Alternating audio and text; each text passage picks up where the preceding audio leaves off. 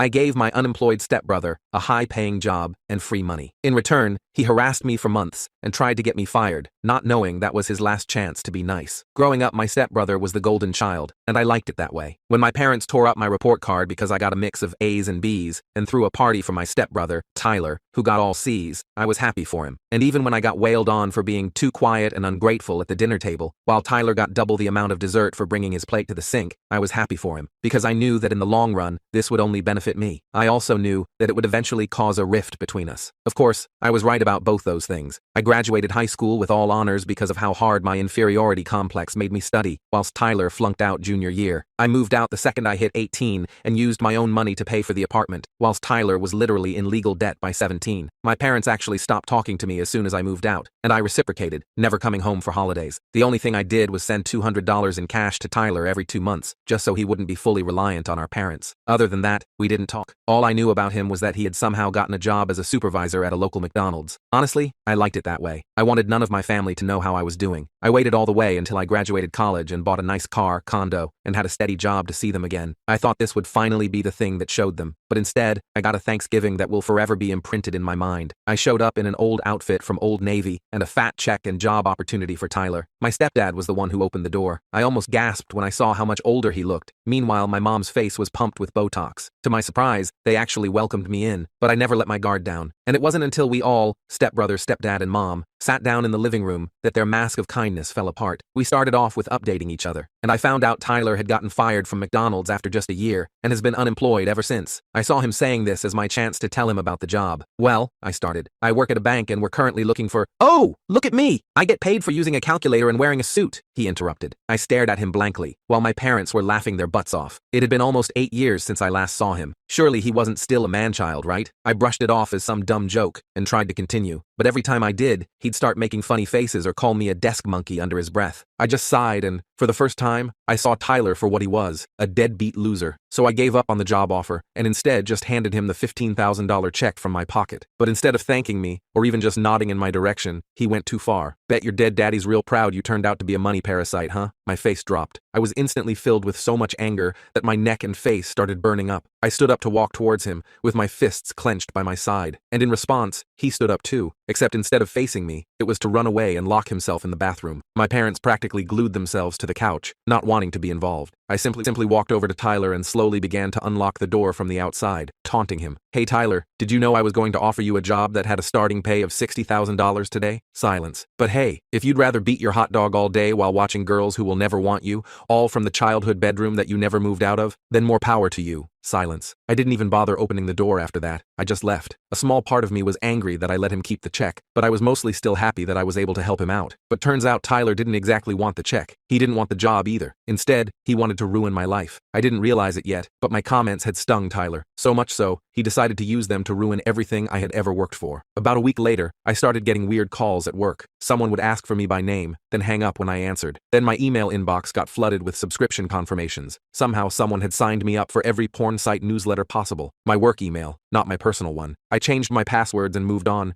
thinking it was just a one-time thing. Then my neighbors started giving me strange looks in the hallway. Turned out someone had put up flyers around my condo building claiming I was running an illegal business from my apartment. The flyers had my full name and unit number. I knew immediately it was Tyler, but how did he even know where I lived? The check I gave him had my bank's address, not my home address. It took a couple days of paranoid thinking before I remembered. My mom had asked for my address last year to send a Christmas card. She never sent anything, but obviously she'd given the info to Tyler. Things escalated quickly from there. I started getting packages I never ordered, expensive stuff that would show up COD, meaning I had to pay for them or refuse delivery. My car got keyed in my building's parking garage. Someone called in a noise complaint to my condo association 3 nights in a row. These were all annoying but manageable. What pushed me over the edge was when I got a call from my boss asking if everything was okay. Apparently, someone claiming to be my stepbrother had called HR to say I was having a mental health crisis and might need to be checked on. That could have seriously damaged my reputation at work if my boss hadn't known me better. I was done playing defense. Time to find out exactly what Tyler was up to and put an end to it. I called my mom for the first time in years and casually asked how Tyler was doing. She launched into a 20-minute monologue about how he was between opportunities, but had big plans. The important part? He was still living at home, in his childhood bedroom, just like I'd guessed. I needed to know just how far he was willing to go, and more importantly, I needed to make sure he understood that messing with me would backfire spectacularly. The days of me being the quiet, accommodating stepsister were over. If Tyler wanted a war, he had no idea what he was in for. I figured if Tyler wanted to mess with my life, I needed to be smart about how I handled it. Just confronting him would only make things worse. The jerk probably expected me to come barging into my mom's house screaming at him, which would only play into their "she's unstable" narrative. No, I had to be more strategic. First thing I did was lock down my digital, changed all my passwords, set up two-factor authentication, and created a Google alert for my name. I called my bank, credit card companies, and even the 3 credit bureaus to put fraud alerts on everything. Last thing I needed was Tyler trying to open accounts in my name. Then I dealt with the physical security. I spoke to my building manager about the situation, keeping it vague, just said I had a troubled family member who might cause problems. He agreed to alert security and make sure no packages were accepted without my direct approval. I also bought a cheap camera for my front door, just a basic Ring doorbell, nothing fancy. During all this, I was trying to figure out my next move. I wasn't about to just sit back and take Tyler's crap, but I also didn't want to sink to his level. I decided to make a quick trip to my hometown that weekend, not to confront Tyler, but to gather intel. I drove down Saturday morning and parked a few blocks from my parents' house. Their neighborhood hadn't changed much. Same old houses, same cracked sidewalks. I sat in my car wondering what the hell I was doing when I spotted Tyler walking out the front door. He was wearing the same stained sweatpants from Thanksgiving,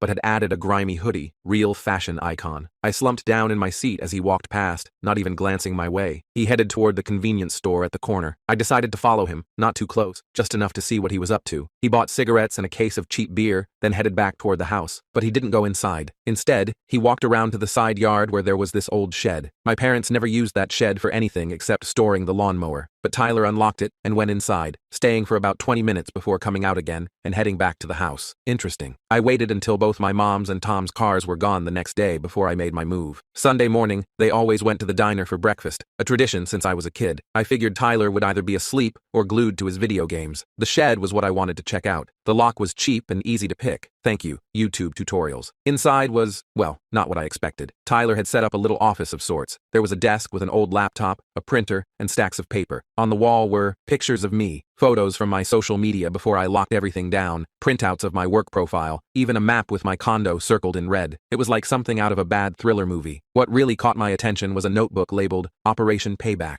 Real Original Tyler. I flipped through it and found a detailed list of all the things he'd already done to mess with me, plus a bunch more he was planning. Some were childish, ordering pizzas to my place at 3 a.m. Others were more concerning. He had written down the names of several of my coworkers and notes about contacting them. I took photos of everything with my phone. This wasn't just annoying sibling rivalry. This was straight-up harassment. I carefully put everything back exactly as I found it and slipped out, making sure to lock the shed behind me. On the drive home, I called my friend Barbara, who works in IT security. She's always been my go-to person for tech advice. I explained the situation without getting too deep into the family drama. This guy sounds like a total loser, was her assessment. But even losers can cause damage. You need to protect yourself. Barbara came over that evening and helped me set up better security on all my devices. She also had some ideas about how to track the source of any further digital harassment. We ordered takeout and spent the whole evening getting everything locked down. You know, Barbara said between bites of pad thai, you could just report him to the police for harassment. I shook my head. Not yet. I want to see what he does next. Playing with fire much? Barbara raised an eyebrow. Maybe I was, but something in me wanted to handle this myself. Plus, involving the police meant potentially having to deal with my parents, and I wasn't ready for that headache. The next couple of weeks were quiet, maybe too quiet. I checked my camera footage daily, but there was no sign of Tyler. No weird calls, no packages, nothing. I almost started to think he'd given up. Then I got a call from an unknown number while at work. Against my better judgment, I answered. Hello, is this Alexandra? A woman's voice asked. Yes, who's this? This is Karen from Credit Secure. We've detected some unusual activity on your accounts. It appears someone tried to open 3 credit cards in your name yesterday. My stomach dropped. I spent my lunch break dealing with the attempted identity theft. Thankfully, the fraud alerts I'd set up had prevented any actual damage, but it was clear Tyler was escalating. This wasn't just annoying anymore, it was potentially criminal. That evening, my phone buzzed with a text from a number I didn't recognize. Having credit problems? Maybe you should be more careful who you piss off. I didn't respond, just saved the number as evidence. But now I was genuinely angry. This had gone too far. The next day at work, I couldn't focus. My mind kept drifting to Tyler and his stupid revenge schemes. During my afternoon break, I decided to check my personal email, and there it was. An email from my mom with the subject line, "We need to talk about Tyler." I opened it with sweaty fingers. It was brief. Alexandra, I don't know what's going on between you and your stepbrother, but he's been acting strange since your visit. Could you please call me? Mom. At least she used stepbrother this time. Some things do change. I didn't call her, but I did formulate a plan. If Tyler wanted to play dirty, I could play dirty too, but smarter. First step, I called the McDonald's where he used to work and asked to speak to the manager. I introduced myself as a potential employer doing a reference check on Tyler. The manager, a guy named Richard, laughed. Reference? For Tyler? Lady,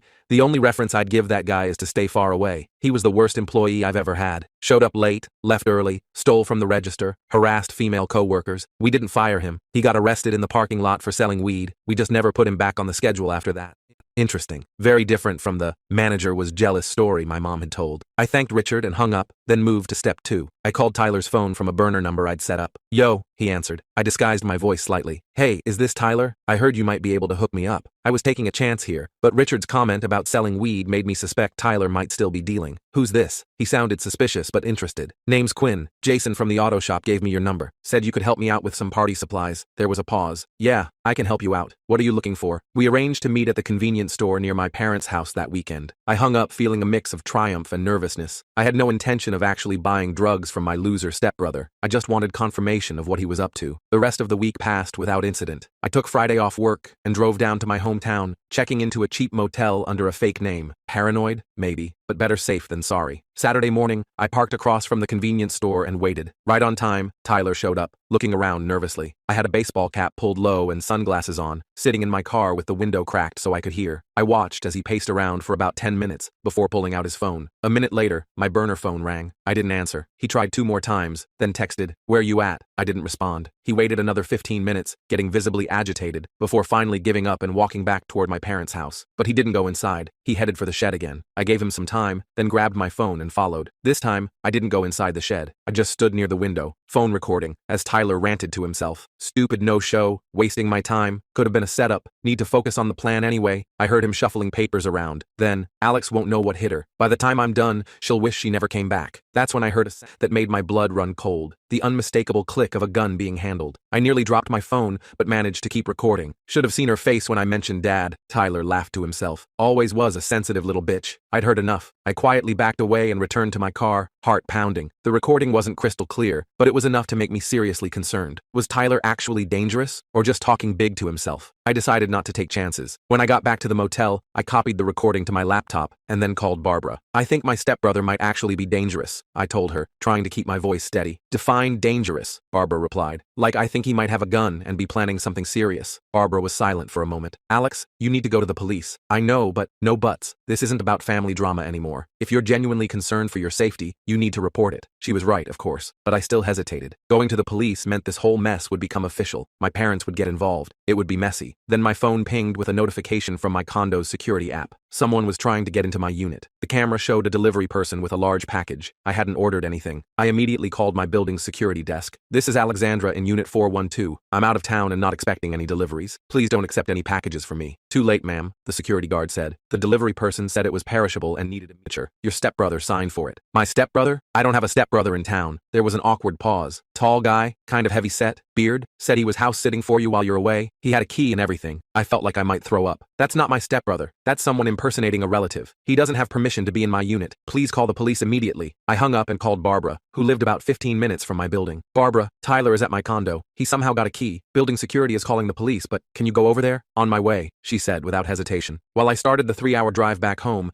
Barbara kept me updated via text. The police had arrived, but Tyler was already gone. The perishable delivery turned out to be a box of rotting fish that he'd left on my kitchen counter. Classic Tyler. Childish and disgusting. The police took a report, but said there wasn't much they could do since nothing was stolen, and the damage was minimal. They advised me to change my locks and file for a restraining order. By the time I got home, Barbara had already called a locksmith who was just finishing up. My apartment reeked of fish, despite Barbara's efforts to clean up. I was exhausted, angry, and scared, but mostly, I was done with being Tyler's punching bag. I need to end this, I told Barbara, as we sat on my balcony to escape the smell. Not just stop him, but make sure he can never pull this kind of crap again. What are you thinking? Barbara looked concerned. Something legal, I assured her, but effective. The next day was Sunday. I knew my parents would be at their usual diner breakfast, and Tyler would likely be sleeping in. Perfect timing for me to make some calls. First, I called a friend who worked at the DMV. I wasn't looking for anything illegal, just confirmation of some suspicions. Sure enough, Tyler's driver's license had been suspended 6 months ago for unpaid tickets and driving without insurance. Yet I'd seen him driving my mom's car just yesterday. Next, I called a college buddy who'd become a paralegal. She helped me understand exactly what constituted harassment and identity theft in our state, and what evidence I'd need for a restraining order. I had plenty. Then I called my boss. I explained the situation briefly and asked for Monday off to handle some family issue. He was understanding. Finally, I called my mom. She answered on the third ring, sounding surprised to hear from me. Alexandra, is everything okay? Not really, Mom. We need to talk about Tyler. In person. Can I come over tomorrow morning? There was a long pause. I suppose that would be fine. Tom will be at work, but good. I'd rather talk to you alone first anyway. I'll be there at 10. I spent the rest of Sunday preparing. I organized all my evidence. The photos of Tyler's Operation Payback shed, the recordings, the credit fraud attempts, everything. I backed it all up to the cloud and made physical copies. If Tyler had taught me anything, it was to be thorough. Monday morning, I dressed carefully in a simple blouse and slacks, professional but not intimidating. I didn't want my mom to feel like I was coming in to attack her, even though part of me blamed her for enabling Tyler all these years. When I arrived, my mom looked nervous. She'd clearly made an effort. Her hair was done, and she was wearing a nicer outfit than her usual loungewear. The house was spotless too. It reminded me of how she used to frantically clean before my stepdad got home from work. Is Tyler here? I asked as I stepped inside. She shook her head. He went out early, said he had some business to take care of. Great. That could mean anything from selling drugs to vandalizing my car again. I'd parked a block away just in case. We sat in the living room, awkwardly perched on opposite ends of the couch. My mom kept fiddling with her wedding ring, a nervous habit she'd had for as long as I could remember. Mom, I need to show you something, I said, pulling out my folder of evidence. Tyler has been harassing me since Thanksgiving. It started with pranks, but has escalated to identity theft and breaking into my home. My mom's face went through a series of expressions: confusion, disbelief, defensiveness, and finally, a kind of resigned acknowledgement. He's been troubled, she said weakly. Ever since you came back, he feels like you're showing off, making him look bad. Mom, I gave him $15,000 and offered him a job. How is that making him look bad? She didn't have an answer for that. I showed her everything. The photos of Tyler's shed, screenshots of the credit card fraud attempts, the building security footage of him entering my condo. With each piece of evidence, she seemed to shrink a little more into the couch. I don't know what you expect me to do, she finally said in a small voice. I expect you to stop enabling him. He's not a child anymore, Mom. He's an adult making choices to hurt people, to hurt me, and I've had enough. I pulled out the last document, a restraining order application I'd filled out that morning. I'm filing this today. Tyler will be legally barred from contacting me or coming near my home or workplace. If he violates it, he'll be arrested. My mom started to cry. Not dramatic sobs, just quiet tears sliding down her face. He's my son, and I'm your daughter, I replied, surprised by how steady my voice was. But you've never protected me from him, so now I'm protecting myself. The front door slammed, making us both jump. Tyler stormed into the living room, face red with anger. What the hell are you doing here? He demanded, glaring at me. I stood up, keeping the coffee table between us. I'm talking to Mom about your little hobby of harassing me. Tyler looked at the papers spread across the table, then at our mom's tear-streaked face. Something seemed to snap in him. You think you can just come in here and turn her against me, after abandoning the family for years? You don't even know what we've been through. Tyler, calm down, my mom said, but her voice was so weak it was barely audible. No, I'm sick of her thinking she's better than everyone, coming back with her fancy job and her condo, looking down on us. I kept my voice level. I never looked down on you, Tyler. I tried to help you. Help me? He laughed bitterly. You left me here with them. He gestured toward our mom. Do you know what it's been like being the only one they could focus on? The only one they could criticize and control? You escaped, and I got double the pressure. That wasn't what I expected him to say. For a moment, I almost felt sorry for him. Almost. That doesn't justify what you've done, I said firmly. The harassment, the identity theft, breaking into my home. Tyler's face changed, a smirk replacing the anger. Prove it was me. I pointed to the evidence on the table. Already did. The smirk faltered. He looked down at the papers, then back at me. So what? You gonna call the cops on me now? If I have to. He took a step toward me, and I instinctively backed up. That's when I noticed the bulge in his jacket pocket. Was that the gun I'd heard him handling? My mom saw it too. Tyler, what's in your pocket? He ignored her, keeping his eyes on me. You always think you're so smart, don't you? Little Miss Perfect, with her perfect life. My life isn't perfect, Tyler. I just worked for what I have instead of trying to tear down others. Worked for it? He shouted, making both me and my mom flinch. You had every advantage. Dad always liked you better. Teachers always helped you more. Even when you left, you had it easier because no one expected anything from you. I was confused. Tom never liked me better. He barely tolerated me. I had always assumed Tom disliked me. He was cold, critical, and seemed annoyed by my very presence throughout my childhood. It never occurred to me that his attitude toward me might have changed after I left. Not Tom. Tyler spat. My dad, your stepdad. You weren't the one who had to live up to impossible standards. You weren't the one who got compared to his brilliant stepdaughter every single day after you left. Well, that was a plot twist I hadn't seen coming. I glanced at my mom, who was looking anywhere but at us. Is that true? I asked her. She sighed deeply. Tom changed after you left. He was proud of how independent you were. Started wondering why Tyler couldn't be more like that. I almost laughed at the irony. All those years I thought Tyler was the golden child, and apparently he'd been living in my shadow after I left, but that still didn't excuse his behavior. Tyler, I said carefully, noticing his hand drifting toward his pocket again. Whatever happened in the past, it doesn't justify what you're doing now. This needs to stop. Or what? He challenged. Or I'll file this restraining order today, and I'll press charges for identity theft and breaking and entering. That's serious jail time, Tyler. He pulled his hand out of his pocket, but instead of a gun, he was holding my mom's car keys. Good luck proving anything. I'm out of here. Tyler, wait, my mom called, but he was already heading for the door. I remembered what my DM. If you drive with a suspended license, that's another charge to add to the list. He froze, hand on the doorknob. What are you talking about? Your license was suspended 6 months ago. I checked. Tyler turned slowly, his face a mix of rage and disbelief. You checked on my license? What gives you the right? The same right you had to check my credit history, I guess, I replied calmly. Difference is, I didn't try to ruin your financial future. He looked at the keys in his hand, then at me, then at our mom. For a second, I thought he might throw the keys at me. Instead, he slammed them down on the entryway table and stormed out the front door on foot. My mom and I sat in silence for a long moment after he left. He needs help, I finally said. Professional help that you and Tom can't provide. She nodded slowly. I know, we've known for a while, but every time we suggest it, he threatens to leave, and I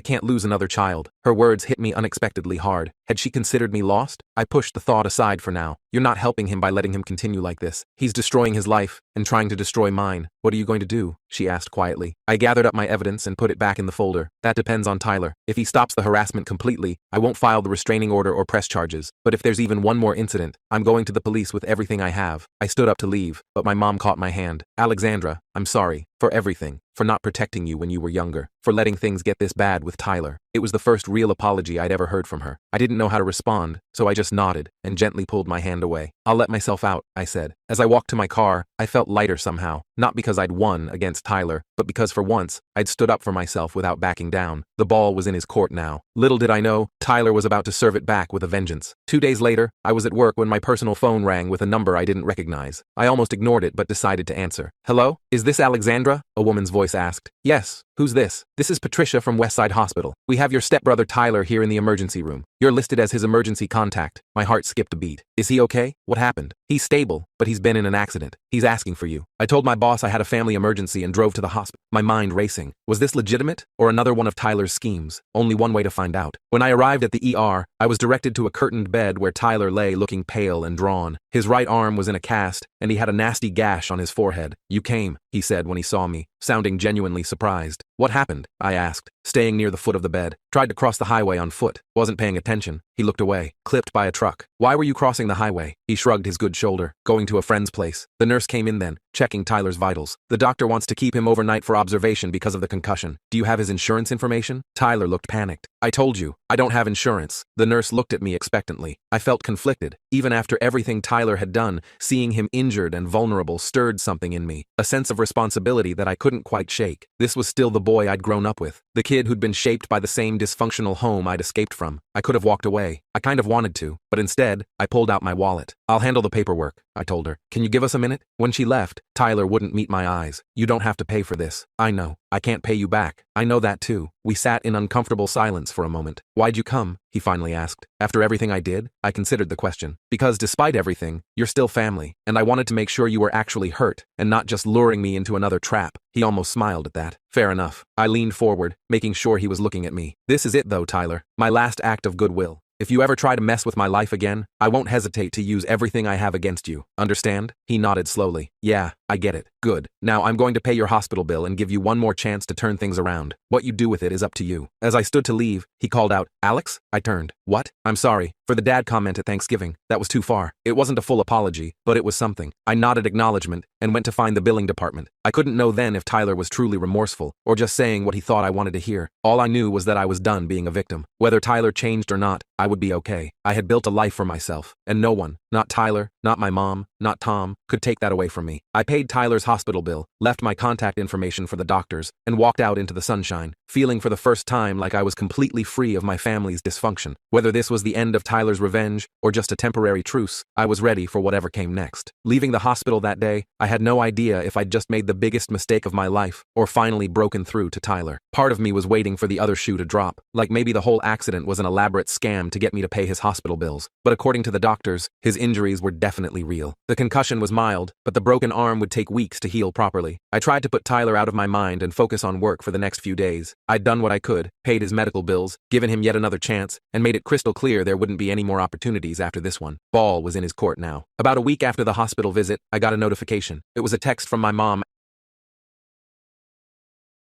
asking if I'd heard from Tyler. Apparently, he hadn't come home after being discharged. I told her I hadn't heard anything and suggested maybe he was staying with a friend. She didn't seem convinced, but thanked me anyway. 2 more weeks went by with no Tyler drama, no harassment, no weird packages, no credit card fraud attempts. I started to relax a little, thinking maybe the hospital scare had actually knocked some sense into him. Then my doorbell rang on a Saturday afternoon. I checked my security camera and froze. Tyler was standing outside my door, looking uncomfortable in clean jeans and a button-up shirt I'd never seen before. His arm was still in a cast, and he had dark circles under his eyes. I considered not answering, but curiosity got the better of me. I opened the door, but kept the security chain on. "What are you doing here? Can I come in?" he asked, not meeting my eyes. "I just want to talk. Last time you were here, you left rotting fish on my counter." He winced. "Yeah, I know. Sorry about that. And everything else." I studied him for a moment. He looked terrible, thinner, tired, and weirdly nervous. Not the cocky jerk who'd been tormenting me for months. 5 minutes, I said, closing the door to undo the chain. "And I'm recording this conversation on my phone," I added as I let him in. Tyler nodded and followed me to the living room but didn't sit down. He just stood there awkwardly, fidgeting with the edge of his cast. "So?" I prompted after an uncomfortable silence. I wanted to tell you I won't be bothering you anymore. I got a job. Well, 2 jobs actually. Morning shift at a warehouse and evening shifts at a gas station. That was unexpected." "Okay, good for you. And I'm paying back Mom for all the money she's loaned me over the years, starting with the car insurance I let lapse." I raised an eyebrow. "What brought this on?" He shrugged. "The accident, I guess." And he hesitated. "I had to sleep in my car for a few nights after the hospital. Had some time to think." "Wait, you've been living in your car? Why?" "Tom changed the locks." Tyler's voice was flat. "Said I couldn't come back until I got my act together and stopped harassing his stepdaughter." I was genuinely shocked. Tom had actually stood up for me? After all these years? "Anyway," Tyler continued, "I just wanted to say I'm sorry. For real this time. The stuff I did was messed up. You didn't deserve it." I didn't know what to say. Part of me was suspicious this was just another manipulation tactic, but he seemed sincere. "Where are you staying now?" I asked. "Got a room in a house with some other guys. It's not great, but it's a place to sleep that isn't a Honda Civic." Despite everything, I felt a twinge of sympathy. "Do you need money?" He shook his head quickly.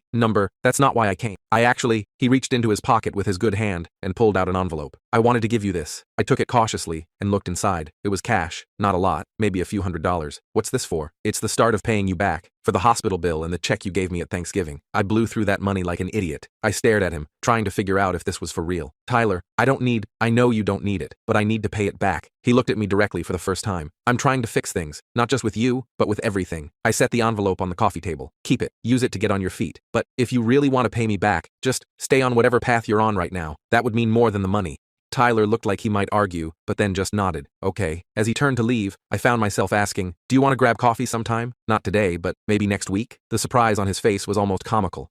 Yeah, that would be, yeah." After he left, I sat on my couch feeling weirdly emotional. I wasn't naive enough to think one conversation had magically fixed years of dysfunction, but it felt like maybe, just maybe, there was a chance for something better. I called Barbara to update her on the Tyler situation. "So he just showed up and apologized? Just like that?" She sounded skeptical. "I know, it's weird, but he seemed different, like, genuinely humbled. People don't change overnight, Alex." "It wasn't overnight. It's been almost a month since the hospital, and apparently he's been homeless for part of that time." Barbara sighed. "Just be careful, okay? Keep your guard up a little." She was right, of course. One apology didn't erase everything that had happened, but I couldn't help feeling cautiously optimistic. The next week, I met Tyler at a coffee shop halfway between my place and his new room. He was already there when I arrived, nervously shredding a napkin at a corner table. We made awkward small talk about the weather and his new jobs. He asked about my work, and I gave him the sanitized version, still not ready to share too much. "So," I finally said after we'd exhausted all safe topics, "how are Mom and Tom?" Tyler grimaced. "Mom's upset that I moved out. keeps trying to convince me to come back home. Tom's actually been weirdly supportive of me finding my own place. Really? That doesn't sound like the Tom I remember. Yeah, well, Tyler hesitated. After your visit, there was a huge fight. Like, bigger than I've ever seen. Mom was defending me. Tom was saying I needed consequences. It got pretty ugly. I felt a pang of guilt. I didn't mean to cause problems. You didn't. This was a long time coming. Tom's actually been getting therapy for the past couple years. Something about managing his anger better. Tyler laughed humorlessly. Would have been nice if he'd done that when we were kids, right? I couldn't believe what I was hearing. Tom? In therapy? Yeah. His doctor told him he had to get help or he was headed for a heart attack. Turns out being an angry jerk all the time isn't great for your health. We both sat with that information for a moment. Anyway, Tyler continued, I think seeing all the evidence of what I'd been doing to you was a wake-up call for both of them. And for me, honestly. The conversation shifted then to childhood memories. Some good, mostly bad. It was the only time we'd ever really talked about what it was like growing up in that house. I realized we'd both been damaged by our parents in different ways. You know what's messed up? Tyler said, as we were getting ready to leave. I was so jealous of you for getting out, but I never tried to leave myself. It's not easy to leave when everyone's telling you that you can't make it on your own. He nodded thoughtfully. Yeah, but I'm figuring that out now, I guess. We agreed to meet again the following week. As I drove home, I felt like I was getting to know my stepbrother for the first time. Over the next few months, Tyler and I developed a cautious friendship. We'd meet for coffee every couple of weeks, sometimes just talking, other times sitting in comfortable silence. He was consistently working both jobs, had opened a bank account, and was slowly building a life for himself. I kept waiting for him to slip up or reveal that this was all an elaborate con, but it never happened. He seemed genuinely committed to changing his life. 4 months after his unexpected visit to my condo, Tyler texted asking if we could meet at our usual coffee spot. When I arrived, he was beaming. I got promoted at the warehouse, he announced as soon as I sat down. Shift supervisor, better pay, regular hours. That's awesome, Tyler. Congratulations. And I'm quitting the gas station job, going to use those evening hours to get my GED instead. I was genuinely impressed. Wow, you're really doing this, aren't you? He nodded, looking both proud and embarrassed. Yeah, turns out I don't actually suck at everything. Who knew? I knew, I said without thinking. That's why I offered you that bank job back at Thanksgiving. His face fell a little. Yeah, about that. I'm sorry I was such a jerk. That would have been a good opportunity. Well, maybe when you get your GED we can talk about it again. My bank is always hiring. Tyler looked up, surprised. You'd still help me get a job? After everything? People deserve second chances when they're genuinely trying to change. And you clearly are. We spent the rest of our coffee meetup talking about GED requirements and what kind of positions might be available at my bank down the road. It felt weird, but good to be planning a future that included Tyler in a positive way. That night, my phone buzzed. It was a call from my mom. We'd been talking more frequently since Tyler's accident, though our conversations were usually brief and superficial. Alexandra, she sounded different, more subdued than usual. I wanted to thank you. For what? For whatever you said to Tyler. He's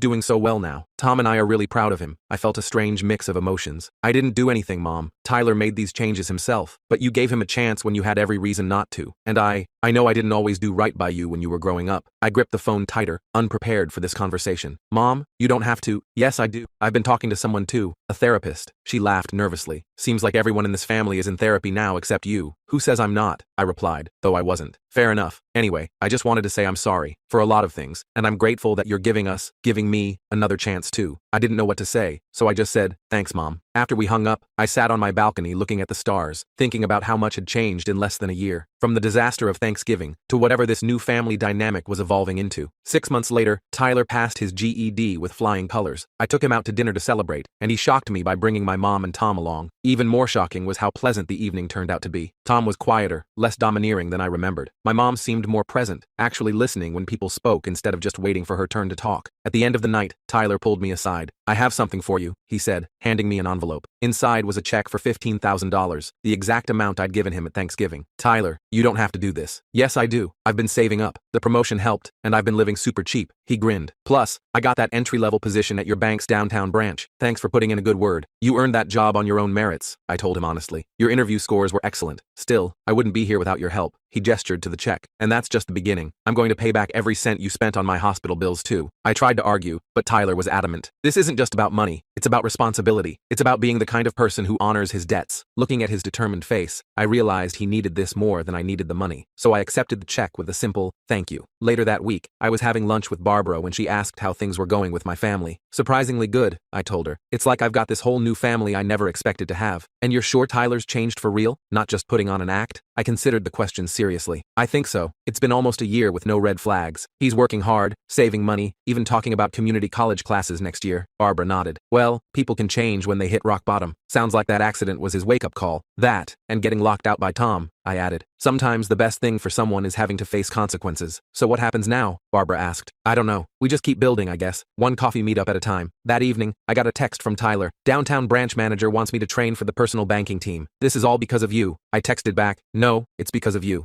I'm just glad you're doing well. His response came quickly. Family dinner at Mom's this Sunday? I'll protect you from Tom's new health food kick. Apparently kale is his personality now. I laughed out loud, then typed, sure, I'll bring dessert. As I set my phone down, I realized something important. The twisted family dynamic that had defined my childhood was gone. We weren't perfect, not even close, but we were all trying in our own ways, and maybe that was enough. Tyler and I would never have the typical sibling relationship. We had too much history, too many scars for that, but we had something that worked for us, a cautious friendship built on mutual respect and genuine effort. And for the first time in my life, I felt like I had a brother, not just a stepbrother who made my life miserable. Sometimes the family you build isn't the one you were born into, or even the one you grew up with. Sometimes it's the one you forge through hard conversations, second chances, and the choice to see people for who they're trying to become, not just who they've been.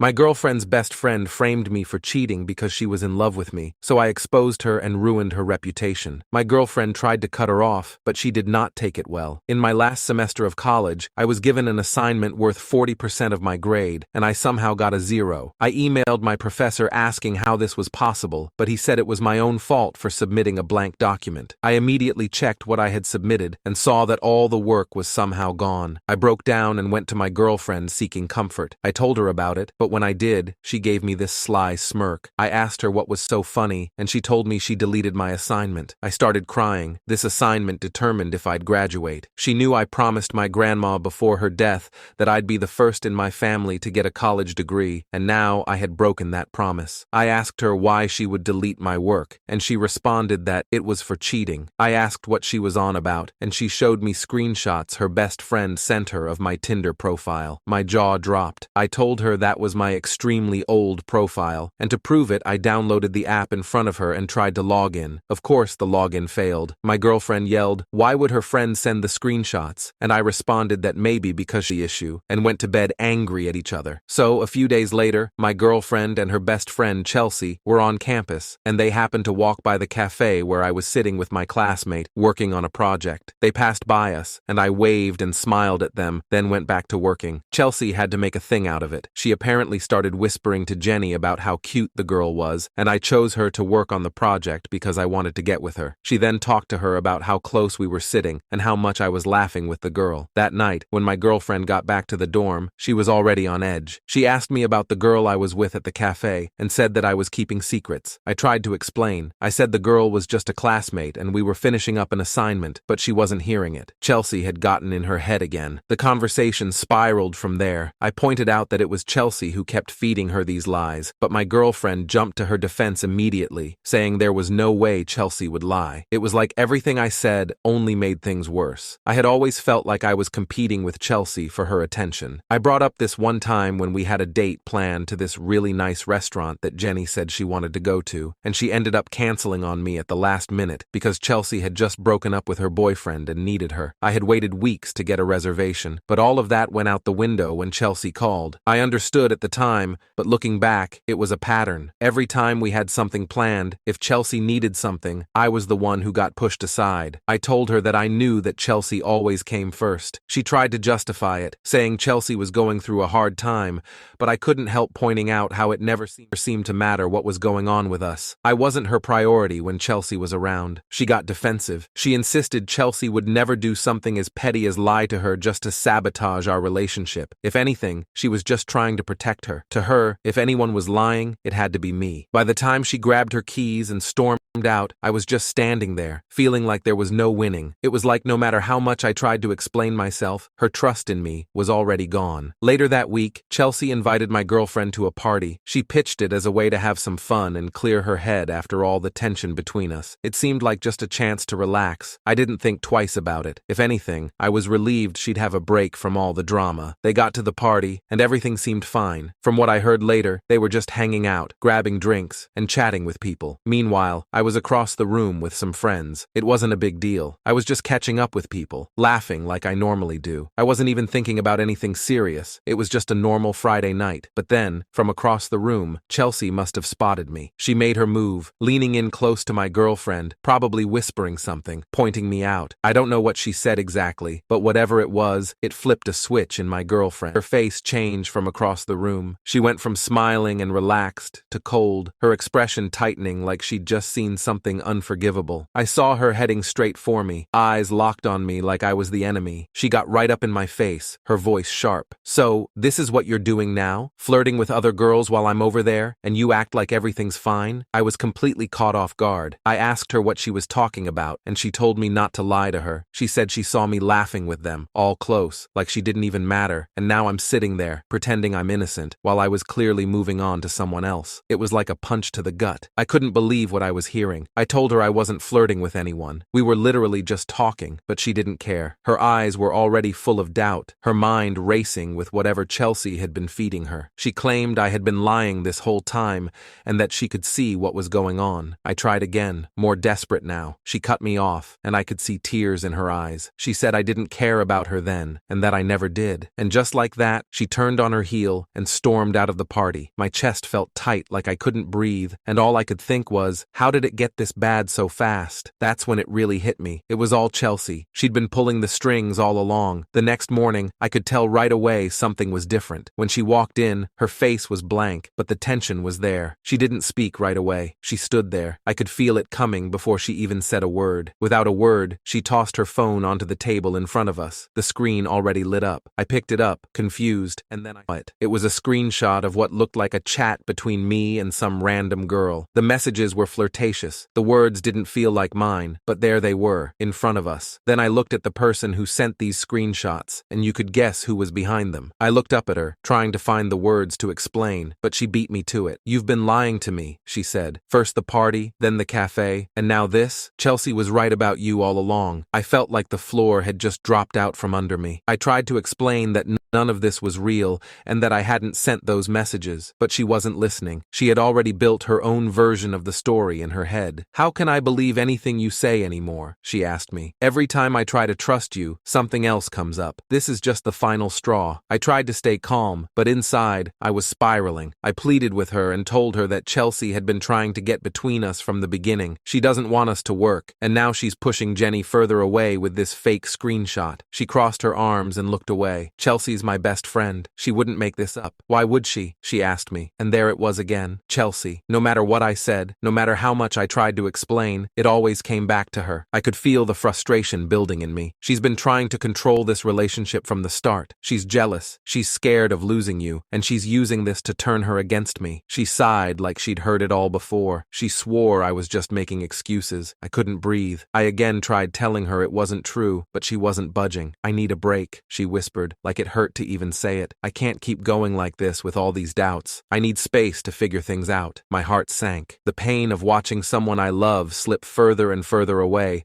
all because of lies Chelsea put in her head, ate away at me. I wanted to reach out to her and make her understand, but the look in her eyes told me it was already too late. She grabbed her things and left without another word. As the weeks dragged on, the tension between us hadn't eased, the fight that tore us apart. No matter how much I tried to explain myself, it felt like Chelsea's words had already sealed my fate in my girlfriend's mind. I knew I had to find out more and prove that this wasn't just paranoia or insecurity on my part. So I started digging, scrolling through social media, going further back than I'd ever bothered before. And that's when it all started to come together. Chelsea hadn't just been making offhand comments to my girlfriend. She had been publicly tearing us down for months, maybe even longer. There were posts where she joked about me, mocking the idea that I was good enough for my girlfriend. It was just subtle, passive-aggressive stuff with the intent of being funny, but underneath, it was clear what she was doing. The deeper I looked, the uglier it got. I found comments Chelsea had made about my girlfriend too, things she'd never say to her face. She had been painting my girlfriend as naive, overly trusting, and blind to what was really going on in her life. I could see how Chelsea was feeding her both sides of this, making her doubt me, but also making her doubt herself. It was twisted. At first, I thought Chelsea's whole goal was just to keep my girlfriend to herself. She was always there and was always inserting herself between us. But then I started seeing the deeper resentment. Chelsea's bitterness wasn't new. It had been building long before I came into the picture. There was this sense that she wasn't just sabotaging our relationship, she was sabotaging my girlfriend too, but I didn't understand why. What had happened between them that made Chelsea feel so threatened by her own best friend? Finally, I couldn't hold it in anymore. Evidence I had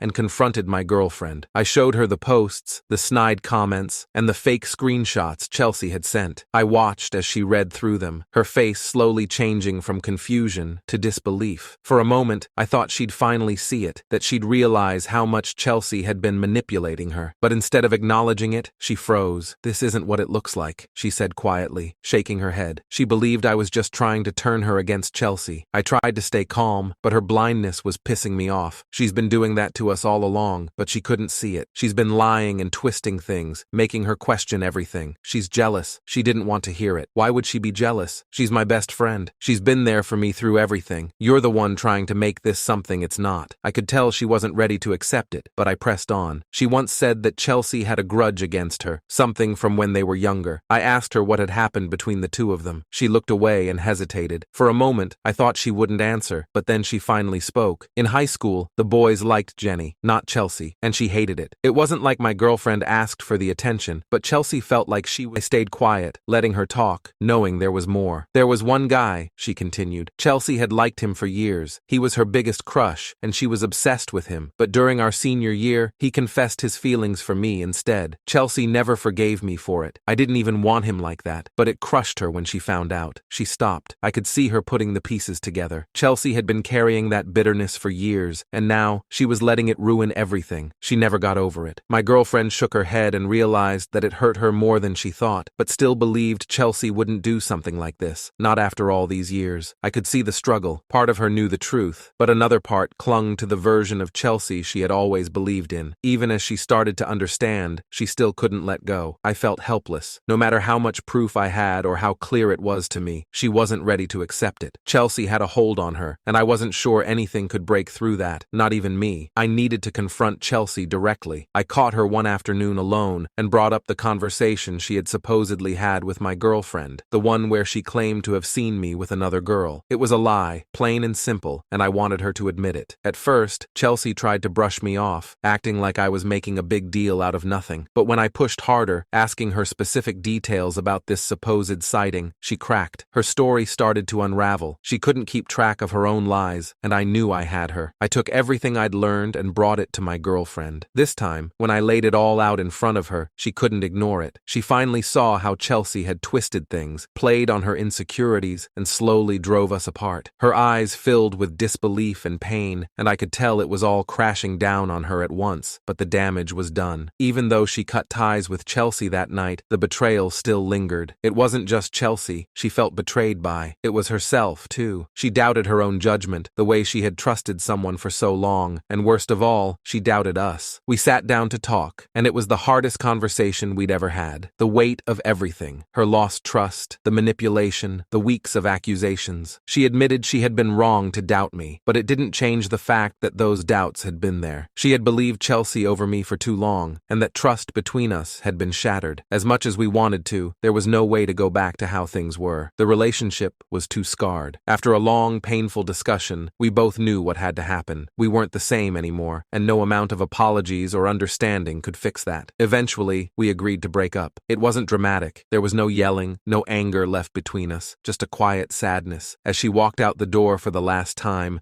the sting of it all settled in. My best man proposed to the maid of honor at my wedding, so I pretended to forgive him and waited a full year so I could announce our pregnancy at their wedding. I was getting married when my best friend decided to end his best man speech by proposing to the maid of honor. He pulled out an engagement ring, and she strutted onto the stage. She started squealing, "Yes," and they passionately kissed. But when they stopped to look around, to their surprise, nobody was cheering for them. Instead, everybody started booing them. My father, who was tipsy, walked up and whiplashed his his open bottle of beer at them, soaking his suit and her dress, which was off-white in color, by the way. This inspired a few more people to do the exact same thing, leading to the best man and the maid of honor being completely drenched in beer and wine. Her makeup was smeared and running down her face, and she literally ran out. The best man followed her, and as a final act of F you, my dad stuck his foot out and made the best man trip and face-plant on the venue floor. He got himself back up and sprinted out, and even though they were gone, the wedding was ruined. In the heat of the moment, I stood up and ran out, and when I saw the best man and maid of honor, I didn't hold back. They were both still soaked, standing awkwardly, as if unsure what to do next. The best man turned when he saw me coming, his eyes wide with a mix of guilt and disbelief. The maid of honor stood close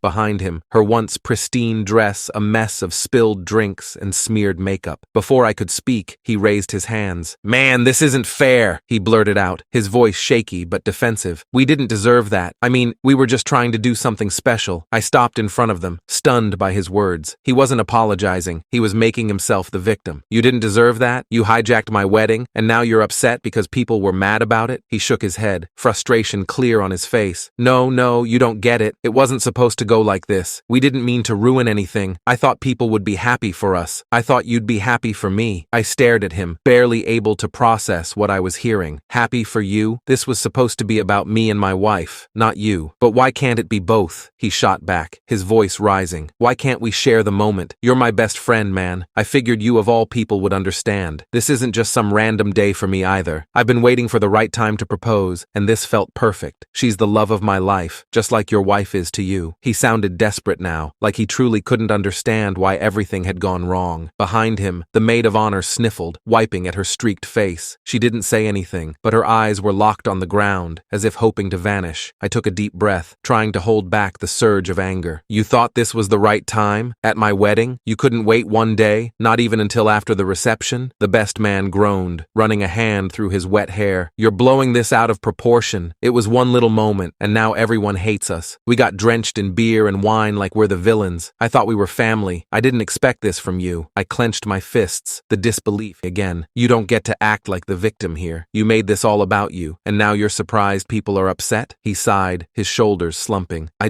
didn't think it would matter. I didn't think it would overshadow anything. I swear, I didn't mean to ruin your day. I just wanted to make a memory too." I glared at him, my patience hanging by a thread. He still wasn't really sorry. He was just upset that things hadn't gone the way he imagined. He took a step back, looking down at the ground. "Look, I get it. You're angry. I didn't plan for this to blow up like it did. But I'm begging you, don't throw our friendship away over this. We've been through too much. I can't lose you over one mistake." I paused, staring at him for a long moment. He was still trying to make himself seem wronged, as if his selfishness wasn't the problem. "Maybe we shouldn't be around each other for a while," I finally said. "If you really think this was no big deal, then I don't know what else to say." He nodded slowly, his expression a mix of regret and frustration. "Fine, if that's what you want." Without another word, I turned and walked back inside, leaving them standing there. They had wanted to make a memory, and now they'd made one no one would forget. The texts started coming in right after the wedding. I sat with my wife in the living room, surrounded by the remnants of what was supposed to be our perfect day. My phone buzzed continuously, and each time I glanced at it, I saw his name, my best man. The messages were relentless. "I'm really sorry. Please talk to me. I never meant for any of this to happen. Please don't hate me." I put the phone down with a heavy sigh. My wife, still in her wedding dress, looked at me with tired eyes. Her makeup was smeared from tears, and her hair was in disarray. "Is he texting you?" she asked, her voice barely a whisper. "Yeah," I said, rubbing my eyes. "He's sending message after message, apologizing." She shook her head in frustration. "Of course he is. He ruined our wedding, and now he's trying to play the victim." I didn't have the energy to argue. I just nodded. My mind was spinning with the events of the night. My wedding day had been taken over by his ill-timed proposal, and now he was making it about himself again with his constant apologies. The texts didn't stop. They kept coming. Texts, calls, even emails. Each one was a new plea for forgiveness. He claimed he didn't mean for things to go wrong, that he thought it would be a special moment for everyone, and that he was sorry. It was as if he couldn't understand why people were angry or hurtful. By the end of the week, my patience was wearing thin. My wife had already decided she wanted nothing to do with the maid of honor. They had been best friends for years, but after what happened, my wife cut off all contact. She was done with her, but she made it clear that if I wanted to maintain a friendship with the best man, it was up to me. me. I'm done with her, she said firmly, but I won't stop you from being friends with him if you want.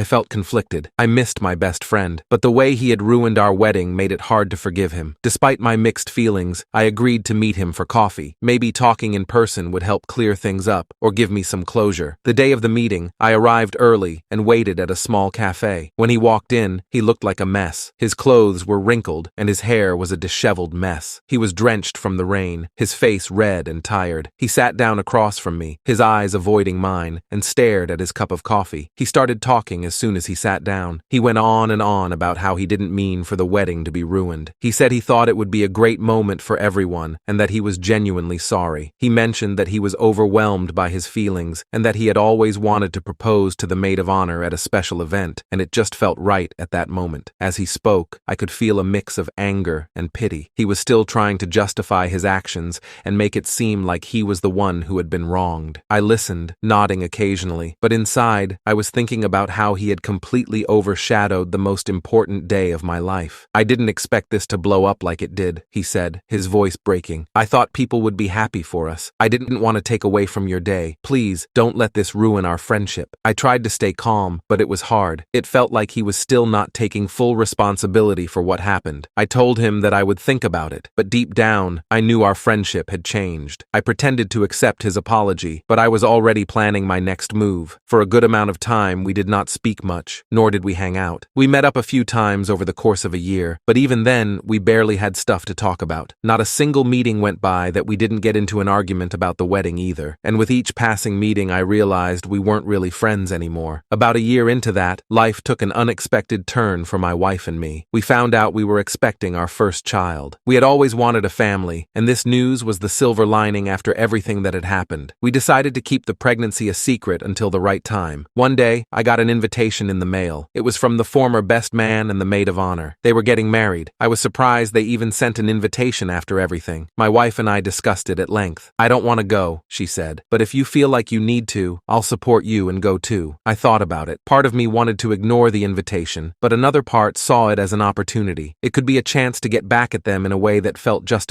We decided we would go. It would be a way to move past the hurt, but also to make a statement. The day of their wedding arrived, and the difference between their wedding and ours was striking. Their venue was smaller, and the guest list was noticeably shorter. It was clear that many people had turned their backs on them. It was a stark contrast to the grand celebration we had. During the reception, I waited for the right moment. The room was filled with an uneasy silence. People were polite, but distant. When the time felt right, I stood up, my wife beside me. We have some exciting news, I announced to the crowd. We're having a baby. The room fell quiet. A few guests clapped, but the mood was heavy. The best man and the maid of honor looked over at us, their faces a mix of shock and anger. The groom's face turned red, and he clenched his fists. He stormed over to me as soon as I sat down, his eyes burning with fury. This was supposed to be our day, he said in a low, furious tone. I shrugged, trying to keep my composure. You wanted to share the moment, remember? I thought we'd both get a chance to celebrate. He glared at me, but couldn't argue. The damage was done, and the mood of the wedding was forever changed. It wasn't the celebration they had hoped for. As the years went by, there was little to no contact between us. The once close friendship had dissolved into mere memories. I heard through mutual acquaintances that the maid of honor and the best man's marriage had fallen apart. Rumor had it she had cheated on him and taken all his money. One day, out of nowhere, I received a message from him. The message was a desperate plea for help. I need a place to stay. She left me, took everything. I have nowhere to go. Can I crash at your place for a while? I stared at the message, feeling a mix of emotions. I didn't want to be cruel, but I also felt like I had already done enough. I took a deep breath and sent a reply. I'm sorry, but I can't help you. I think it's best we keep our distance. I hit send and then blocked his number. The past was behind me, and I wanted to keep it that way. The revenge I had planned had come full circle, and it felt like justice had been served. The best man and the maid of honor were no longer part of my life, and I was ready to move on. After blocking his number, I hoped that would be the end of it. But a few days later, my phone buzzed with an unfamiliar number. Reluctantly, I answered, and to my surprise, it was him again. Please, just hear me out one more time. I'm at rock bottom, and I don't have anyone else. I know I messed up, but this is really bad. I need your help. I sighed, trying to stay calm. What more do you want from me? I've already told you I can't help. He kept pushing. I get it, okay? I really do. But think about what we had. We were best friends. I know I made a mistake, but everyone else has turned their backs on me. I'm all alone, and I don't have anyone one left to turn to. I didn't respond immediately. His desperation was almost overwhelming. He continued to send messages, each one more pleading than the last. Finally, he called again. When I answered, he was frantic. "You don't understand. I'm completely broke, and she left me with nothing. I'm desperate. I know it was my fault, but I swear I've learned my lesson. Please don't do this to me. You're the only person who can help me now." I was about to hang up when he said something that crossed the line. "I'm just asking for a chance. If you don't help me, I'll have nowhere to go. I'd even be willing to forgive you for ruining my wedding, but only if you agree to help me. You owe me that much." The words hit me like a punch. He was trying to guilt me into helping him by bringing up the past and turning it against me. I couldn't believe what I was hearing. "That's it," I said, my voice cold. "I'm done. I won't listen to any more of your excuses or demands." I ended the call and blocked the number for good. The final straw had been crossed, and I knew there was no going back. The friendship was officially over, and I was done with the drama. My neighbor befriended me and my kids and gained my trust as a babysitter, then secretly manipulated them into believing he was their father and tried to frame me for neglect to steal them. Now he's begging me to let him have his life back. I moved into a new neighborhood with my two kids, Angela and Justin, aged 6 and 8, about 6 months ago. On my first day there, I was greeted by my neighbor Tom. He was energetic, good with kids, and such a fast talker that when he told me he was Spanish, I didn't even get the chance to tell him I knew the language. Either way, my kids loved him, and after a few months, he was already babysitting them every time I went to work. The first red flag, however, showed up when he began making unsolicited parental suggestions. He'd tell me when to put them to sleep, what medicine to give them, what food to feed them. When I kindly asked him to stop, he said, "I'm sorry. You know I'm infertile and I almost see these kids as my own. Imagine you weren't able to have kids. You'd be doing what I am too." I felt sorry for him, and because it wasn't like he was a danger to the kids, I kept letting him babysit. But then I started noticing him start to turn my kids against me. At first, it was subtle. "Tom lets us play and doesn't make us have nap time," Angela told me. "Yeah, he gives us chocolate before we eat," Justin added. At the time, I thought it was just Tom trying to seem fun. But then my kids' comments became more manipulative and disturbing. They'd say, "Tom said he'd be a better dad than you are a mom. Tom told us to listen to him and not you. Tom said he wants to be our dad but can't because of you." I felt my blood run cold. I wanted to run to his house and lay it all out, but my kids loved him, so I had to do something different. Fast forward to this past weekend. I invited him over with the intention of talking civilly and setting clear boundaries, and even went as far as preparing dinner and cleaning the house to make the environment as welcoming as possible. I never planned to tell my kids Tom was coming, but they overheard me talking about it while they were supposed to be sleeping. They got so excited, and when the day came, they kept telling me not to ruin it or make Tom angry at us. As soon as Tom walked in, he kneeled down to hug my kids as they ran up to him. He spent a whole minute making funny faces with them, but then he stood up, and as soon as our eyes met, I felt his energy shift. I invited him to come sit down at the dinner table, but he declined, asking if he could sit on the couch instead so the kids could sit on his lap. I told him the conversation I needed to have with him wasn't appropriate for Angela and Justin. He smiled and said that's nonsense, sarcastically asking me what kind of mother would force their kids to their room. He then looked at them and asked if they wanted to stay here. "Uncle Tom's right," Angela yelled. "We want to stay with him." I felt myself breaking. I wanted to just put my foot down and yell, but I couldn't, because every time I tried, Tom would steer the conversation in a way that used my own kids against me. We ended up just watching a cartoon the kids loved, and the whole time, Tom would just flash this creepy smile at me almost as if he had won. I remember it's while that was going on that he got a phone call. He stopped ruffling Justin's hair and excused himself to the hallway and picked up. I couldn't hear it too well at first, but I recognized that he was speaking Spanish. He still didn't know I spoke it, and when I heard him sarcastically mention the kids, my blood ran cold. I stood up and casually made my way over to the sink, pretending to get a glass of water, and because the door separating the kitchen and the hallway was closed, I subtly pressed my ear against it and listened in further. What I heard made my body shake and my legs go jelly. Tom was on the phone with his friend, sarcastically mocking me and mentioning how well his plan was going. He said, "Just a few more months before they're mine." He then laughed. "I've already turned them against her. Now I just have to do something to one of them and frame her. Before she knows it, CPS will be at her door, taking her kids away for neglect. And guess who they'll want to be taken in by? That's right, me, and only me." I wanted to throw up. And to make matters worse, that's not all he said. Children are so easy to manipulate. Just offer them a surprise, say you're disappointed in them if they don't comply, and they'll tell you anything you want. I went back to the couch, face pale and fists clenched. My thoughts raced at a million miles per hour, and when Tom came back out a minute later, smiling like nothing was wrong, I smiled back, because I had thought of something. That night, after Tom left and the kids were in bed, I sat in the dark living room trying to process what I'd heard. This man, this stranger, had systematically wormed his way into our lives with the explicit intention of taking my children from me. He'd been manipulating my kids, turning them against me, all while plotting to have them removed from my care. I couldn't sleep. I couldn't eat. By morning, I had gone from shocked to terrified to absolutely furious.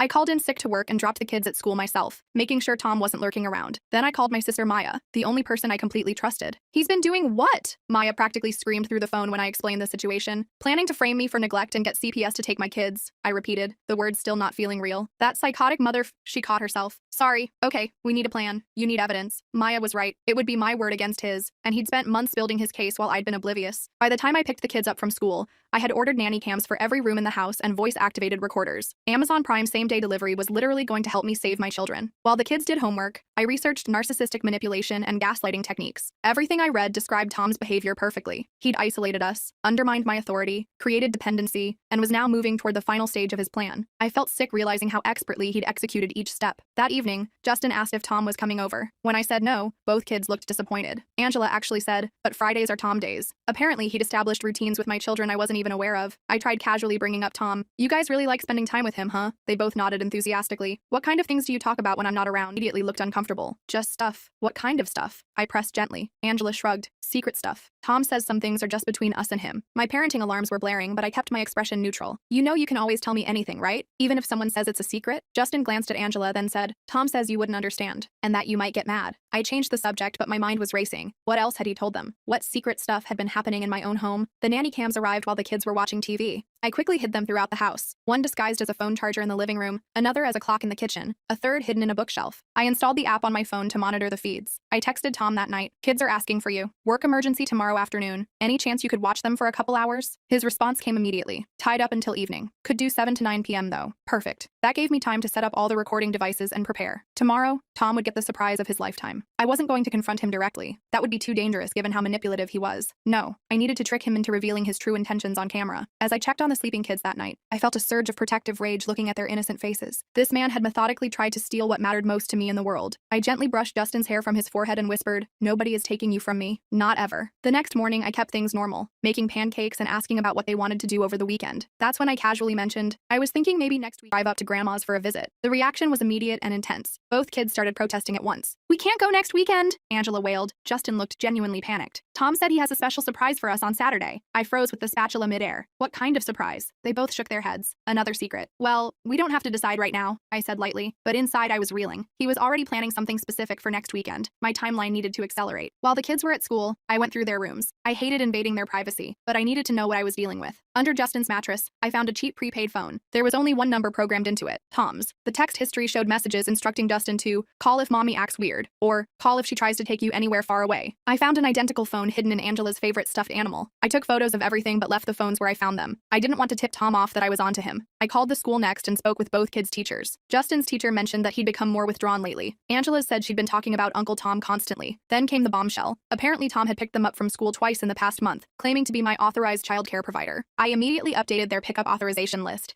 explicitly removing Tom's name and informing the front office he was under no circumstances allowed to take my children. I added that I was the only person authorized for pickup until further notice. When the kids came home that afternoon, I tried again to casually ask about their relationship with Tom. Justin immediately became defensive. "Why do you keep asking about Tom? Don't you like him anymore?" Angela's lower lip trembled. "If you make Tom go away, I'll hate you forever." I changed tactics and suggested we make cookies together. While we mixed the dough, Angela mentioned that Tom had been teaching them special games. When I asked what kind of games, she immediately clammed up, exchanging a look with Justin. "Secret games," Justin said firmly. My stomach twisted into knots, but I kept my expression neutral. "That sounds fun. Maybe we could play games with Aunt Maya soon too." Later, I called my friend Layla, who works in family social services. Without naming names, I explained the situation, describing what I'd overheard and the changes in my kids' behavior. "Without solid evidence, it's your word against his," she warned me. "And if the kids are already alienated from you, their statements might actually support his claims." "So what do I do?" I asked desperately. "You need him to reveal his true intentions on record," she said. "And you need to document everything. Your positive interactions with the kids, their meals, their schedules, everything to counter any claims of neglect." That evening, when Tom arrived at 7 p.m. sharp, I was ready. The cameras were recording. Voice recorders were hidden throughout the house. I deliberately appeared distracted and stressed,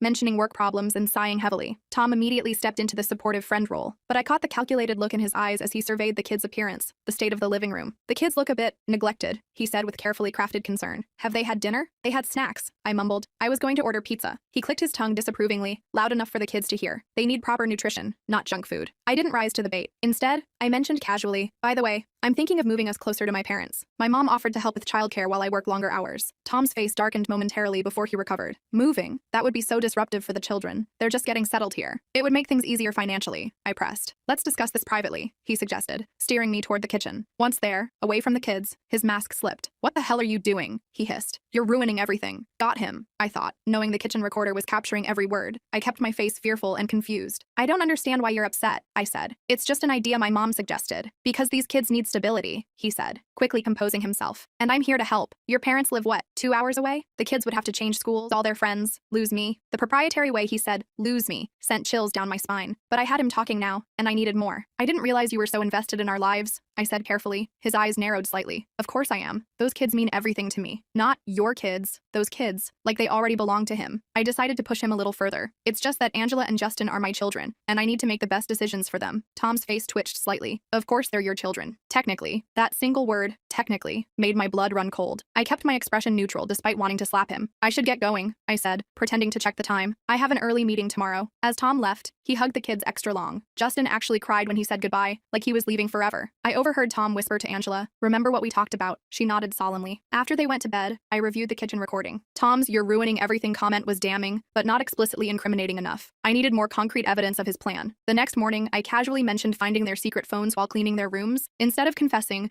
both kids looked panicked and claimed they'd found them. I realized how thoroughly Tom had coached them to lie to me. Even when caught red-handed, they stuck to whatever story he'd given them. I tried showing them old family photos from before Tom came into our lives. "Remember how much fun we had at the beach last summer?" I asked gently. Angela frowned. "Tom showed us different pictures of you." My heart skipped. "What pictures?" "Pictures where you looked mean," Justin said quietly. I was stunned. Had Tom been showing my kids doctored photos of me? I asked to see these pictures, but they claimed Tom kept them at his house. Another manipulation tactic, creating false memories and altered perceptions. I called Maya again, and she agreed to come stay with us for a few days. Having backup felt essential as I gathered more evidence. Plus, I needed someone to witness Tom's behavior firsthand. She arrived that afternoon, and the kids were excited to see their aunt. We were making dinner when Tom showed up unannounced, carrying gift bags. "Surprise visit," he announced cheerfully, not even acknowledging how inappropriate it was to just appear without warning. The kids ran to him like he was Santa Claus. He handed them each a wrapped package. "Not now.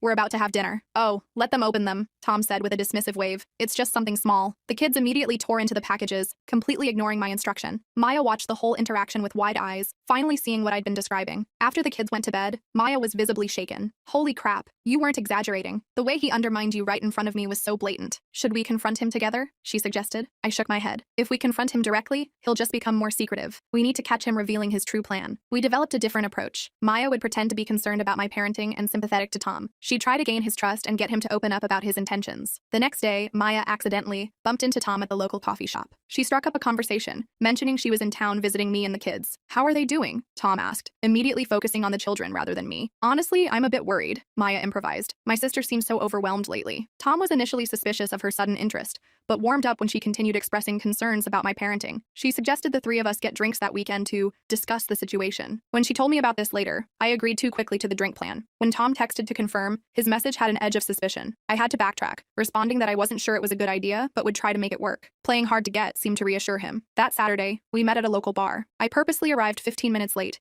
appearing flustered and disorganized. Tom immediately started listing his concerns about my mental stability to Maya. "She's just not the same person lately," he said, shaking his head sadly. "The kids tell me things." Maya skillfully steered the conversation toward his childcare techniques. "You seem to have such a special bond with them. How did you develop that?" Tom puffed up with pride and began explaining his approach. After a few drinks, he became less guarded. "Children need structure," he explained. "When their primary caregiver is unstable, they look for security elsewhere. I simply positioned myself as that security." "And how did you do that?" Maya asked innocently. "It's about creating contrast," he said, leaning in. "If mom says no to something simple, I say yes. If she's tired and short-tempered, I'm endlessly patient. Eventually, they start coming to me first." I gripped my glass so hard I thought it might shatter. He was openly admitting to systematically turning my children against me. Maya managed to record parts of this conversation on her phone, but the bar was too noisy for clear audio. We needed a better environment to get clean recordings. "We should continue this conversation somewhere quieter," Maya suggested. "Maybe dinner at the house next week?" Tom readily agreed. As we left the bar, he placed his hand on my lower back in a possessive gesture that made my skin crawl. The following days were tense. I prepared for our dinner by setting up additional recording devices throughout the house. While I was hiding one behind some books, Justin walked in. "What's that?" he asked, pointing to the small black device in my hand. My heart raced. "It's a special timer for cooking," I lied, hating that I was now the one being dishonest. "I'm trying some new recipes." He seemed to accept this explanation, but I was more careful hiding the rest. I couldn't risk Tom finding out what I was doing. The night of the dinner arrived. Tom showed up with an expensive bottle of wine and immediately suggested we loosen up with a drink. I noticed him watching closely as I sipped mine,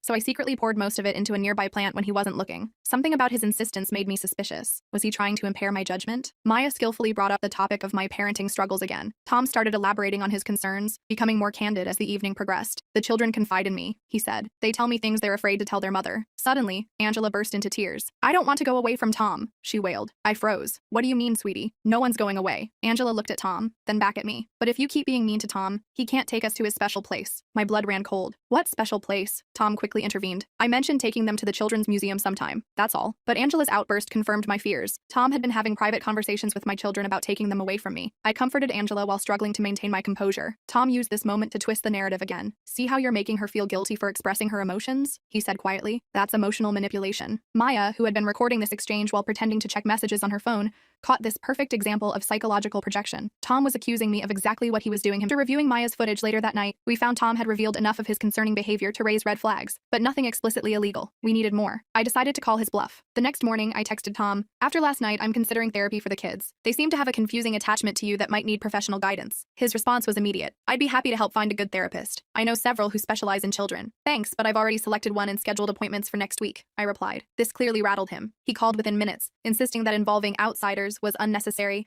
and potentially harmful to the children. They're just going through an adjustment period, he argued. Therapy might make them feel like something's wrong with them. I pretended to reconsider. Maybe you're right. By the way, my parents are coming to visit next week. They'll be staying with us for a while. This news clearly panicked him. How long will they be here? When do they arrive exactly? He pressed. Not sure yet, I said vaguely. Could be a week or two. After hanging up, Maya and I analyzed his reaction. He's afraid of your parents witnessing his manipulation, she concluded. Outside observers threaten his control. The next day, I discovered Tom had given Justin a smartphone for emergencies. When I confronted Justin about it, his response was clearly rehearsed. Tom says I need it because sometimes you don't answer your phone, he recited mechanically. It's for my safety. Rather than confiscating it and triggering more resistance, I calmly explained that gifts like phones needed parental approval first. I let him keep it for now, but gave him extra screen time on his tablet to distract him while I checked the phone later. That night, after Justin fell asleep, I examined the new phone. The text messages between him and Tom were disturbing. Tom, remember our special plan if mommy tries to take you away? Tom, good boy, don't tell anyone about this phone. I took screenshots of everything but left the phone intact. The next morning, I texted Tom from my phone. I appreciate your concern for the kids, but please don't give them expensive gifts, especially electronics, without discussing it with me first. Just trying to keep them safe, he replied with a smiley face emoji that seemed sinister given what I now knew. Maya and I decided to accelerate our plan. She approached Tom again, this time pretending to be completely on his side. I'm really worried about my sister's stability, she told him over coffee. The way she's been acting lately seems erratic. Tom became suspiciously cautious, studying Maya's face. What specifically concerns you? Maya had to backtrack and provide examples to make her concern seem genuine. She's been forgetful, emotional, the house is messier than usual. I'm just worried about the kids. This seemed to satisfy him. Eventually, he confided that he planned to document evidence of neglect over the next few weeks, though he was frustratingly vague about specifics. That evening during bath time, I carefully checked both kids for any unusual marks or bruises. Angela noticed my scrutiny. Why are you looking at me like that? She asked. Just checking for mosquito bites, I said casually. They've been bad this summer. The following day, I received a call from the school that made my heart drop. Justin had arrived with a suspicious bruise on his arm. When questioned by his teacher, he had claimed he fell at mom's house. The school was required to document it. I raced to the school, examining the bruise myself. It was on the back of his upper arm, not a location typical for an accidental fall. I asked Justin how he got it, and he repeated the same story, avoiding eye contact. I immediately took him to our family doctor, Dr. Chen. She examined the bruise carefully. This doesn't look consistent with a fall, she said quietly. The shape and placement suggest it was caused by someone gripping his arm forcefully. I need you to document that in his medical record, I said urgently. And I need a copy of that documentation. Dr. Chen looked confused by my insistence. I felt forced to partially explain the situation,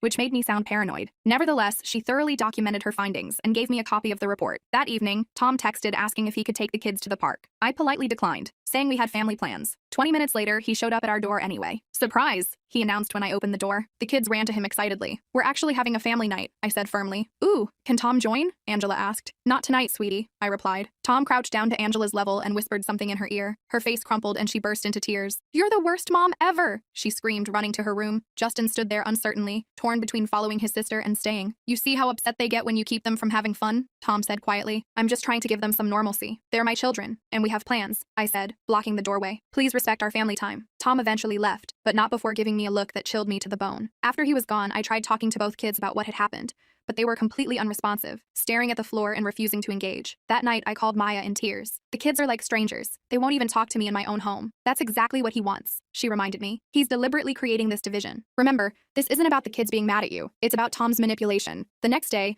Maya suggested we needed more drastic action. We need to set up a situation where Tom will fully reveal his intentions. I was hesitant. I don't want to put the kids in any kind of danger. They won't be, she assured me. We'll make sure they're safe with your parents while we confront him. We developed a plan. I would tell the kids we were visiting Grandma for the weekend, ensuring they were safely away. Then we would confront Tom with the evidence we had gathered so far. When I told the kids about visiting Grandma, they immediately became agitated. I pretended to leave the room but doubled back silently, catching them both frantically texting on their secret phones. I quietly monitored Tom's response through the nanny cam in Justin's room. Within minutes, my phone rang. It was Tom, his voice tight with barely controlled panic. I just wanted to check in, he said casually. The kids mentioned you're taking them out of town? Just for the weekend, I replied. They haven't seen my parents in months. Kids need stability, he insisted. Traveling can be disruptive to their routine. It's just a weekend visit, I repeated. I'm concerned, he said, his voice hardening. Your behavior lately has been erratic, pulling them out of school, making sudden trips. If this continues, I might need to report my concerns to the appropriate authorities. There it was, the threat I'd been waiting for. I kept my voice steady despite my racing heart. Are you threatening to call CPS because I'm taking my children to visit their grandparents? I'm just concerned about their well-being, he said smoothly, as any responsible adult would be. I recorded this entire conversation, finally capturing his controlling behavior and veiled threats on tape. When I played it for Maya, she was encouraged but pointed out he was still being careful with his explicit words. We need him to believe you're actually leaving town permanently, she suggested. That should trigger a bigger reaction. The next day, we put our plan into action. Maya helped me pack several boxes and place them visibly in the front yard. We made sure to label some kitchen and kids' toys, obvious moving boxes. Tom drove by 3 times before finally stopping. I pretended not to notice his car until he approached. Spring cleanings, gesturing to the boxes. Actually, I found a great job opportunity in Colorado, I improvised. Better pay, better schools for the kids. Tom's mask slipped completely, his face contorted with anger, and he stepped closer to me. You can't just take them away, he hissed. Those children need stability. They need me. They're my children, I replied calmly. For now, he said, his voice eerily controlled despite his obvious rage. But trust me, if you try to leave, I'll make sure everyone knows what kind of mother you really are. Documentation of neglect doesn't just disappear. We were interrupted by my neighbor, Mrs. Patel, walking by with her dog. Tom immediately switched back to his charming persona,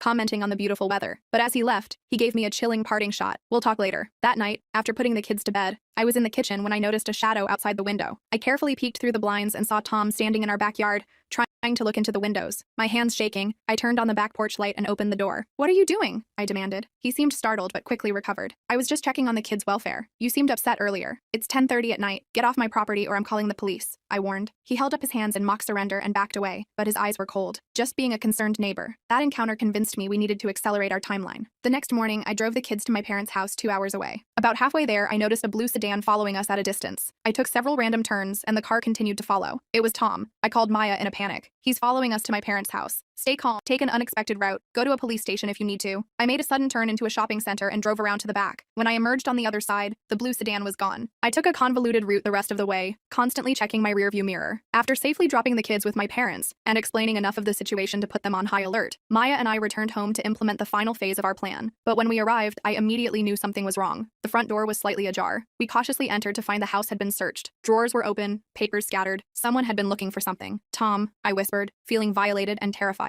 We immediately called the police. Officer Reynolds arrived quickly and documented the break-in. There were no signs of forced entry. Tom must have had a key made at some point. Without more evidence of his intentions, we can only charge him with trespassing if we can prove it was him, Officer Reynolds explained. After he left, Maya came up with a new approach. Let's use this break-in to our advantage. I'll call Tom, pretending to be panicked about the police involvement. She put the call on speaker so I could hear. Tom, someone broke into the house, she said, her voice convincingly distressed. The police were just here. I'm freaking out. Tom's response was chillingly calm. This is actually perfect, he said smoothly. What do you mean? Maya asked. Think about it. Unstable mother, leaves her house unsecured, goes on impulsive trips, builds the case, he said. Maya caught my eye, both of us realizing what he meant. The break-in wasn't just to search for something. It was part of his plan to make me look negligent. What case? Maya pressed. Let's just say your sister might not be the most suitable guardian for those children, Tom replied. Sometimes kids need to be removed from unsafe situations. After hanging up, we had our smoking gun, Tom explicitly stating his intention to have my children removed from my care. We set up one final trap. Maya called Tom back. I've been thinking about what you said. I'm worried about the kids too. Maybe we should meet to discuss how to make sure they're safe. He agreed to come over that evening. What he didn't know was that we'd invited Officer Reynolds back, along with my friend Layla from Child Welfare Services. They waited in the spare bedroom while Maya and I sat in the living room. Tom arrived looking confident. When he saw it was just Maya and me, he relaxed visibly. So, you wanted to talk about the children's welfare? Yes, I said calmly. I'm concerned about someone who's been manipulating my children, breaking into my home, and plotting to have them taken away from me. Tom's smile faltered. I don't know what you're talking about. Don't you? Pronto serán míos, I said, quoting his Spanish phone conversation. Soon they will be mine. The color drained from his face. You don't speak Spanish. Studied abroad in Spain for a year. I replied. Surprise. I played the recording of him threatening to build a case against me, followed by the kitchen recording where he'd slipped up saying I was ruining everything. As the evidence mounted, Tom's charming facade crumbled completely. He stood up abruptly. This proves nothing. No one will believe you over me. That's because you systematically manipulated them, I said, giving them secret phones, teaching them to lie to me, showing them doctored photos. You have no proof of any of that, he sneered. That's when Officer Reynolds and Layla emerged from the bedroom, having heard everything. Actually, she does have proof, Officer Reynolds said, and you just provided more of it. Tom tried to leave but found his path blocked. This is ridiculous. I was just trying to help those children. By breaking into their mother's home, Officer Reynolds asked, by planning to make false reports to child services? As Tom was being arrested for stalking, breaking and entering, and attempted custodial interference, he looked at me with pure hatred. Those kids will never believe you over me, he snarled. I'm the only one who truly cares about them. I watched as they took him away, feeling relieved but also devastated. The hardest part was still ahead, helping my children understand what had happened and rebuilding our trust. When I called my parents to tell them it was safe to bring the kids home,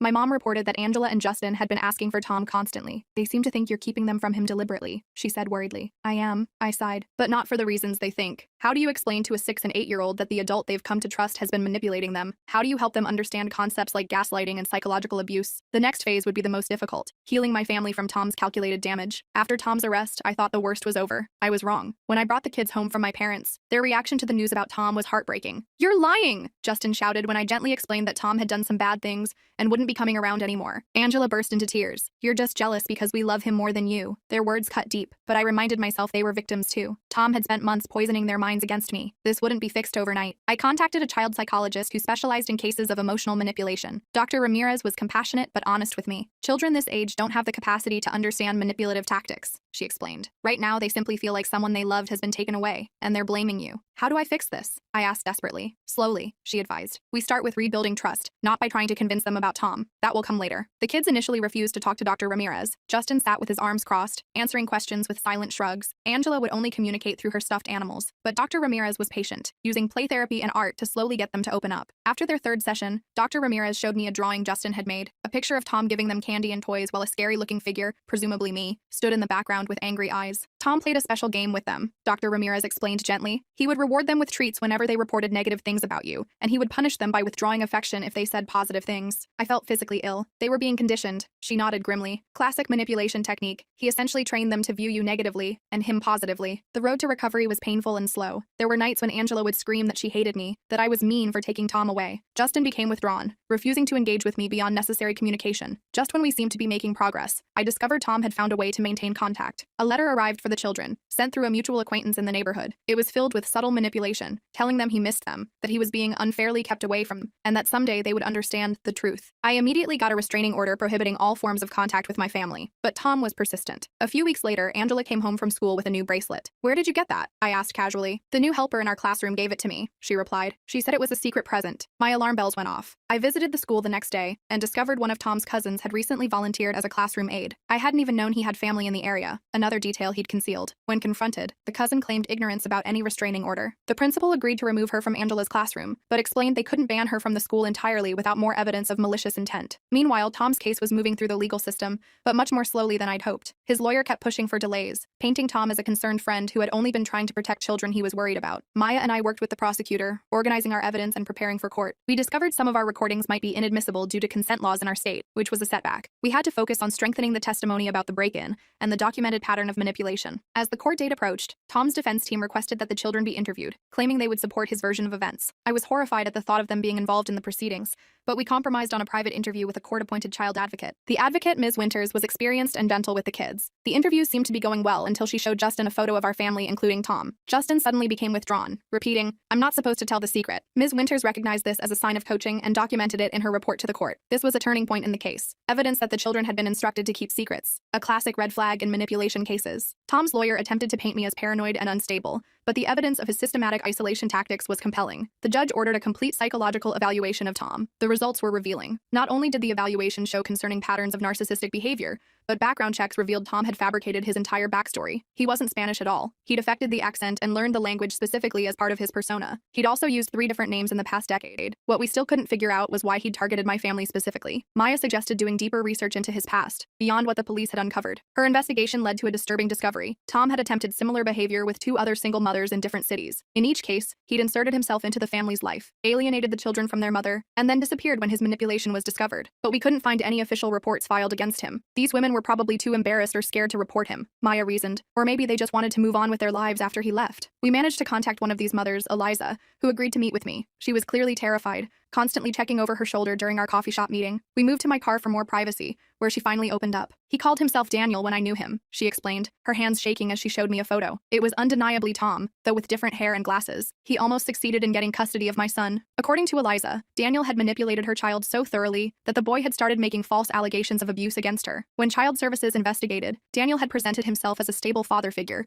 offering to take temporary custody. I realized what was happening just in time, she said. I packed up and fled the state in the middle of the night. We've been living under the radar for years, afraid he would find us. Eliza's testimony provided the pattern evidence we needed. Now we could show Tom's behavior wasn't a one-time misunderstanding, but a calculated predatory pattern. The prosecutor was thrilled with this new information, but cautioned that Tom's lawyer would try to discredit Eliza as an unreliable witness, without concrete documentation. We need something that ties all these cases together, she advised. I spent hours reviewing all our recordings, looking for any clue that might connect Tom to his previous identities. Nothing stood out. Then Maya suggested focusing on his phone, the one constant across all his personas. The prosecutor subpoenaed Tom's phone records, revealing multiple burner phones but one consistent number he'd kept across his various identities. That number regularly called a residential facility in another state. When investigators contacted the facility, they refused to provide information, citing patient confidentiality. We had to get a specific court order to access the records. What we discovered was the missing piece of the puzzle. Tom had been a patient at a psychiatric facility for delusions related to parenthood. He had been released years ago when he appeared to improve, but his obsession with saving children had a clinical basis. With this evidence, the case against Tom became much stronger. His defense team pivoted to claiming mental health issues reduced his culpability,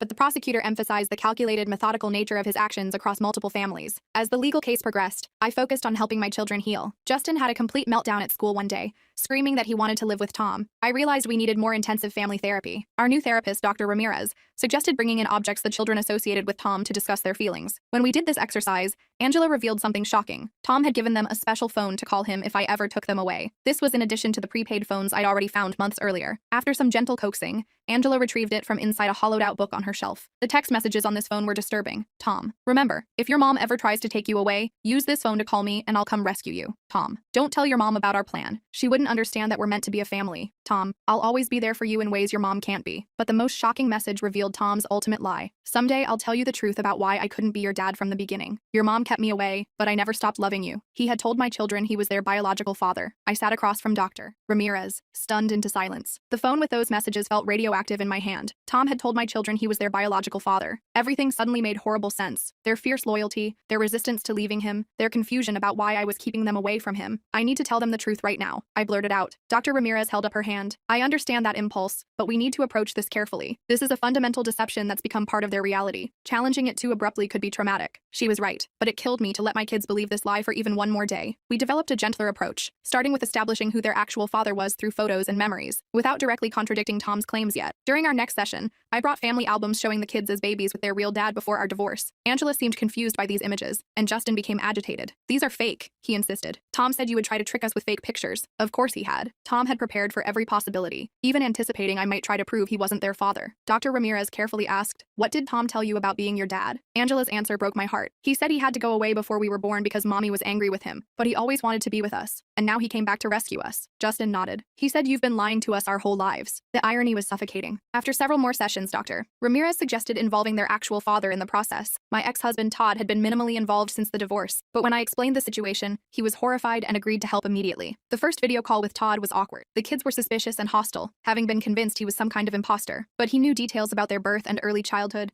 that only their real father could know. Slowly, confusion began to replace certainty in their expressions. It took weeks of gentle therapy for the truth to finally penetrate. Tom was not their father. He had lied to them, completely and deliberately, to steal them away from me. Angela was the first to break down. But why would he lie about that? She sobbed. People don't lie about being someone's daddy. Justin's realization was quieter, but deeper. He stopped talking altogether for 3 days, processing this betrayal from someone he had trusted completely. When he finally spoke, he simply asked, "Did Tom lie about everything?" Dr. Ramirez helped us compile a list of Tom's truths and actual truths, working through each manipulation systematically. It was painful, messy work. Some days we made progress. Other days it felt like we were moving backward. Meanwhile, Tom's trial date was approaching. His lawyer tried every delay tactic possible, but eventually, we found ourselves in the courthouse. I testified first, laying out the entire timeline of manipulation. Seeing Tom sitting there at the defense table, watching me with those calculated eyes, made my skin crawl. The defense attorney tried painting me as paranoid and unstable during cross-examination. "Isn't it possible you misinterpreted my client's genuine concern for your children?" she asked repeatedly in different ways. I stuck to the facts, referring to the evidence rather than my emotions. Maya testified next, describing Tom's confessions about how he deliberately positioned himself as a contrast to me. The prosecutor played the recordings where Tom admitted to turning my children against me. Eliza's testimony about her similar experience was powerful. When she identified Tom as Daniel, the man who had attempted the same manipulation with her family years earlier,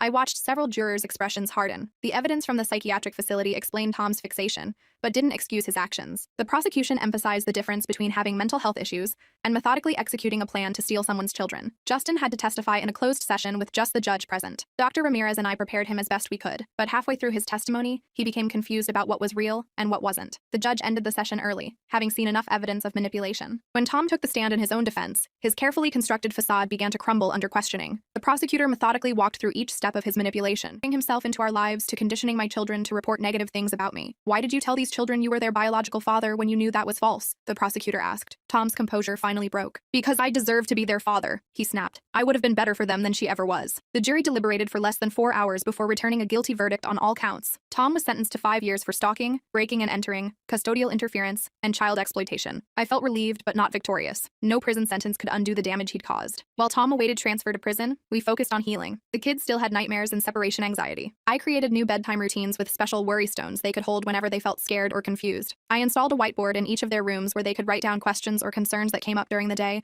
which we'd address together each evening. I considered changing schools to give them a fresh start, but Dr. Ramirez suggested maintaining stability was more important. We compromised by keeping the same schools but ensuring their teachers understood the situation. Angela seemed to bounce back faster than Justin. She returned to her chatty self, becoming interested in her old activities again. But then I discovered she was hiding her true feelings, pretending to be fine because she thought that's what I wanted. "I need to be strong for you, Mommy," she confessed one night. I started a mother-daughter journal where she could write down her true thoughts and feelings without saying them out loud. Some of her entries broke my heart. Sometimes I still miss Tom even though he was a liar, and I feel stupid for believing him. Justin's struggle was more visible. He had angry outbursts followed by periods of complete withdrawal. Traditional talk therapy wasn't working well for him, so we found an art therapist who helped him express his confusion and betrayal through painting. His early artwork featured dark scribbles and torn paper, but gradually colors began to appear. 3 months after the trial, I received notice that Tom was filing an appeal. The kids immediately regressed when they sensed my anxiety. Justin started wetting the bed again, and Angela became clingy, refusing to go to school. Our lawyer assured us the appeal was based on technicalities rather than new evidence, and the conviction would likely stand. We used our established coping mechanisms to weather this setback. During one particularly difficult evening discussion, Angela surprised me with her insight. "Tom can't trick us anymore, Mom," she said firmly. "We know about his lies now." Justin nodded in agreement, though he remained quieter about his feelings. 6 months after Tom's conviction, I ran into Ben at a school fundraiser. He was a single dad with a daughter in Angela's class. We started talking while volunteering at the bake sale table and found an easy rhythm to our conversation. When he suggested coffee sometime, my immediate reaction was panic. I'd met Tom through my kids. He'd used them to get close to me. How could I ever trust anyone near them again? I declined Ben's invitation initially, but we kept bumping into each other at school events. He was patient and never pushy. After 6 months of casual conversations in public settings, I finally felt comfortable enough to consider introducing him to the kids. Our first play date was at a public park with his daughter Lily. I watched Ben like a hawk, analyzing every interaction he had with Angela and Justin. He must have felt my scrutiny but never commented on it. Instead, he simply played catch with the kids, made awful dad jokes, and respected their boundaries completely. Justin had a momentary panic attack when he saw Ben helping me prepare snacks one afternoon. His breathing became rapid, and he froze in the doorway. "What if he tries to take us away like Tom?" he whispered. Instead of dismissing his fear, I sat down at his level. "That's a really important question, Justin. Let's talk about it." We discussed the differences between Tom's behavior and Ben's, and I reminded him that no adult would ever separate us again. The fact that Justin could verbalize his fear rather than shutting down represented enormous progress. We were healing, slowly but surely. Angela, meanwhile, developed an unexpected interest in Spanish culture and language. This concerned me at first. Was she trying to maintain a connection to Tom? Dr. Ramirez suggested that Angela might be attempting to reclaim something Tom had tainted. Rather than discourage her, we explored Spanish culture together through cooking, music, and children's books, creating new positive associations. Tom's appeal was denied 8 months after his conviction,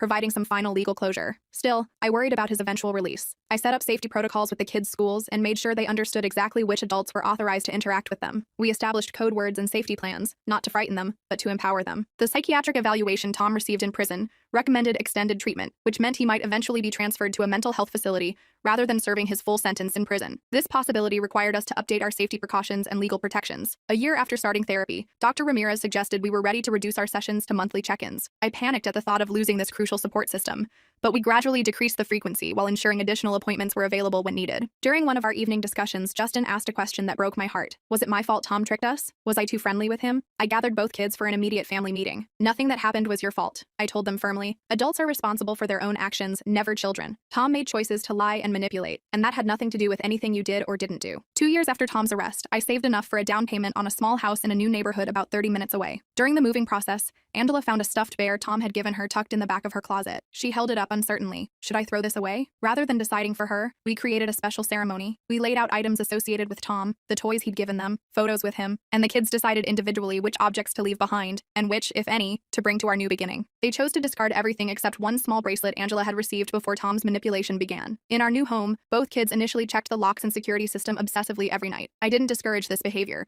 understanding their need for control and safety. Gradually, their hypervigilance faded. I knew Justin was finally feeling secure when, about 3 months after moving in, he left his bedroom door open while sleeping for the first time in years. Ben and his daughter Lily became regular visitors at our new house. The kids accepted his presence without the suspicion they'd initially shown. When he taught Justin to change a bike tire or listen to Angela practice her reading, there was no ulterior motive, no manipulation, just simple kindness and genuine interest. Our journey isn't over. There are still difficult days when memories resurface unexpectedly. Justin sometimes gets quiet and withdrawn on the anniversary of Tom's arrest. Angela occasionally asks questions about why people lie and whether we can ever really know if someone is telling the truth. These are heavy questions for young children, but they're asking them from a place of growing strength rather than fear. We've developed tools and trust to face these challenges together. We talk openly about what happened while focusing on moving forward. What Tom tried to destroy, our family bond, has become stronger through our shared healing. The kids and I have movie nights where we build pillow forts and eat too much popcorn. We've started a tradition of Saturday morning pancakes with ridiculous toppings. Justin joined a soccer team, and Angela takes art classes. Normal kid stuff that once seemed impossible during the darkness of Tom's manipulation. I still have the recordings and evidence we gathered,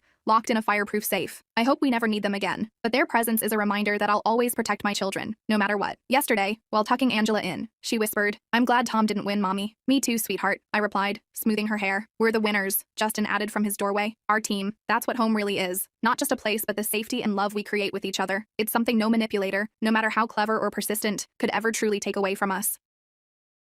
My father body shamed me and made me cry in front of our entire family, so I gave him a brutal reality check and told him I never wanted to see him again, plus all 3 updates. My father has always joked about my body. Despite the fact I am 110 pounds at 5'3" and he is 240 pounds at 5'5", he thinks it's funny to put me down about my weight. When I first introduced my boyfriend to him, he said aloud he's surprised anyone would date me. The worst part is he knows how much it has affected me in the past. When I was a senior in high school, I confided in my school's counselor about it, but she laughed in my face. She said I was delusional, and if I have self-image issues, I need to be put in a ward. This brings us to yesterday. I visited my parents' house for an extended family gathering, and very quickly my father began making fun of me. Look at how her thighs jiggle. Look at her stomach folds when she's sitting. I was on the verge of tears already, but he made one more remark that completely sent me over. "How do you even have a boyfriend? Is he into whales or something? I mean, can he even find the hole?" At that moment, I lost it. I stood up and through tears started screaming, "Fuck you! You weigh more than twice what I do, your gut rests on your thighs, and you're insulting me? What kind of a dad are you? I hate you." He looked around stunned with his mouth agape, then finally responded with, "Excuse me, I am your father. You will respect me. If not for me, you wouldn't be alive right now." I was crying by this point and asked him what he gets out of humiliating his own daughter in front of people. Instead of taking any form of accountability, he just brushed me off. He told me he was only joking and I need to stop being so serious, that I can't help my body turned out the way it did. He then once again told me to stop being dramatic and accept that it's a joke. I ended up leaving the house right away. I drove home with tears streaming down my face. By the time I got back to the apartment, my boyfriend could tell right away that something was wrong. He asked me what happened, and I just broke down. I told him everything. How my father had humiliated me in front of the whole family, how he kept making fun of my weight, and how he said that disgusting thing about him being into whales. My boyfriend's face turned red with anger as I kept talking, and I could see his fists clenching. I've never seen him so furious. He hugged me tightly and told me over and over again that I didn't deserve any of that my dad was completely out of line, and that I was perfect just the way I was. It felt good to be held. smiled, but the pain of what happened still stung. He pulled back and looked me in the eyes. I can't believe he'd say that to you. How could he be so cruel? You're beautiful, and you deserve so much better than this. I could tell he was barely keeping it together. I want to talk to him. He can't keep treating you like this. I shook my head, wiping away my tears. No, please don't. It'll only make things worse. He won't listen to you, and I don't want to create more drama. I just want to forget about it for a while. Please. He sighed, but he nodded. All right, if that's what you want. But promise me, if he ever says anything like that again, you'll tell me right away. I can't stand the thought of him hurting you like this. I nodded and hugged him again. I'm just so lost right now. I don't know what to do.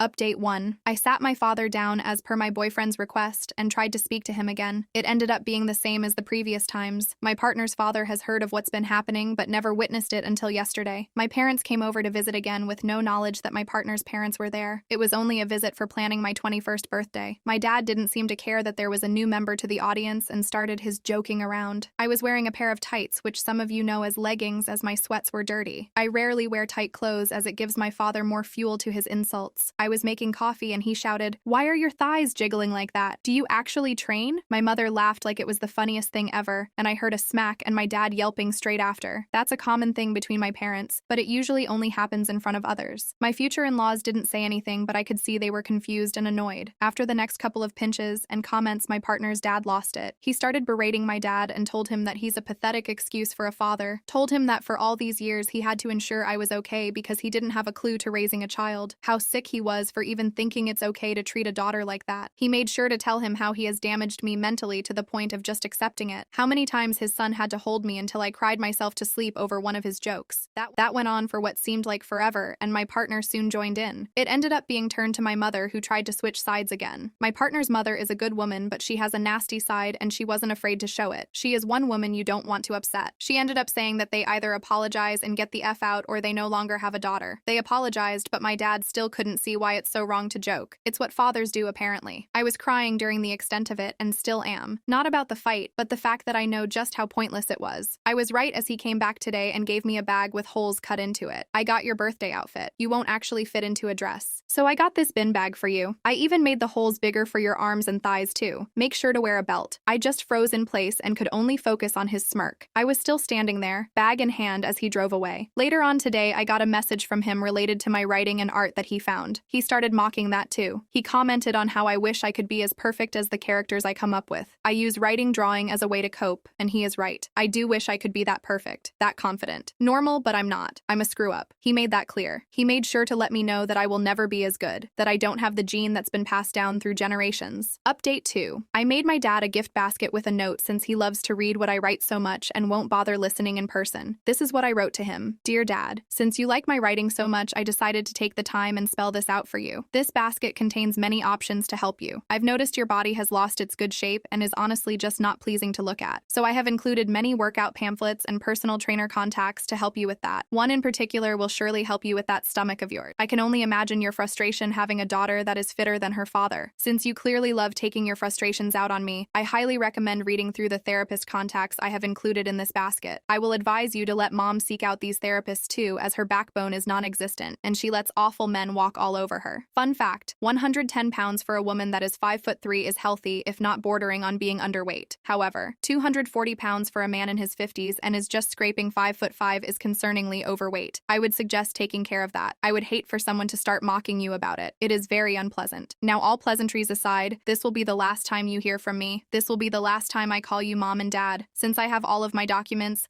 I no longer need to converse with you. Your names have been taken off the guest list for my 21st that you so graciously refused to help pay for. If you do show up, I will have police escort you off the premises. If you show up at my new house or merely follow me to the store, it will result in the police being called. If you continue this behavior, I will file a restraining order against both of you. If you would like a reason for this, you will have to find it yourself. It is quite obvious, but since you are so focused on damaging me into submission, I fear you will never understand. That is not my problem. Yes, you did bring me into this world, but you are not my parents. I have a family, and you will never be a part of it. Please do take my advice and seek help. This is not a joke, Dad. Yours truly. I know that the note was rushed and short, but it was all I was capable of writing. My aunt's phone has been blowing up, but she has ignored and blocked their numbers. She has even made sure to let the rest of our family know what has happened and why. As far as I know, they have been getting. I can't help but feel a little bit of pride. Update 3. After sending the letter, I felt a mix of relief and anxiety. Part of me was proud for finally standing up to them, but another part was scared of what they might do next. A few days went by with silence from their end, and I thought maybe they'd finally gotten the message. Well, the day of my 21st birthday party came around,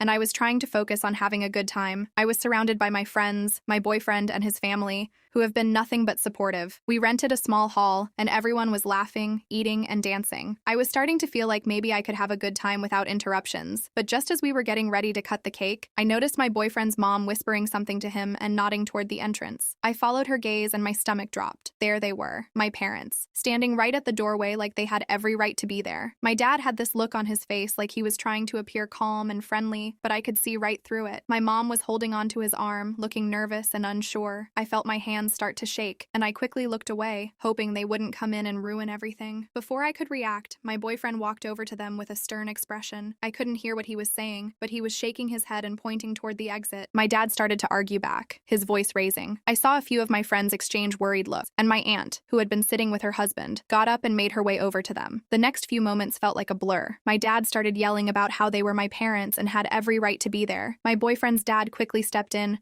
trying to defuse the situation, but my dad just kept getting louder, insisting that they had come to apologize and that I was being ungrateful. By this point, everyone at the party was watching, and I felt like I was going to be sick. I saw my boyfriend's mom pull out her phone, and within minutes, 2 security guards walked into the hall. They must have been nearby because they arrived so fast. One of them approached my dad, trying to calm him down and explain that he was causing a disturbance and had to leave. My dad, of course, wouldn't have any of it and started ranting about how they had no right to remove him from his own daughter's birthday party. The security remained calm and repeated that if he didn't leave voluntarily, they would have to escort him out. My mom, who had been quiet the whole time, suddenly started crying, begging them to let them stay, saying they just wanted to talk to me and make things right. But it was too late for that. The damage had been done. The security gave them one last warning, and when my dad still refused to leave, they took him by the arm and led him out of the hall. I could feel everyone's eyes on me, and I just wanted to disappear. I could see the pity in some of their faces, and that made it even worse. My boyfriend came back over to me, wrapping his arms around me and whispering that it was going to be okay, that I didn't have to worry about them anymore. But the night was already ruined. I tried to smile and enjoy the rest of the party,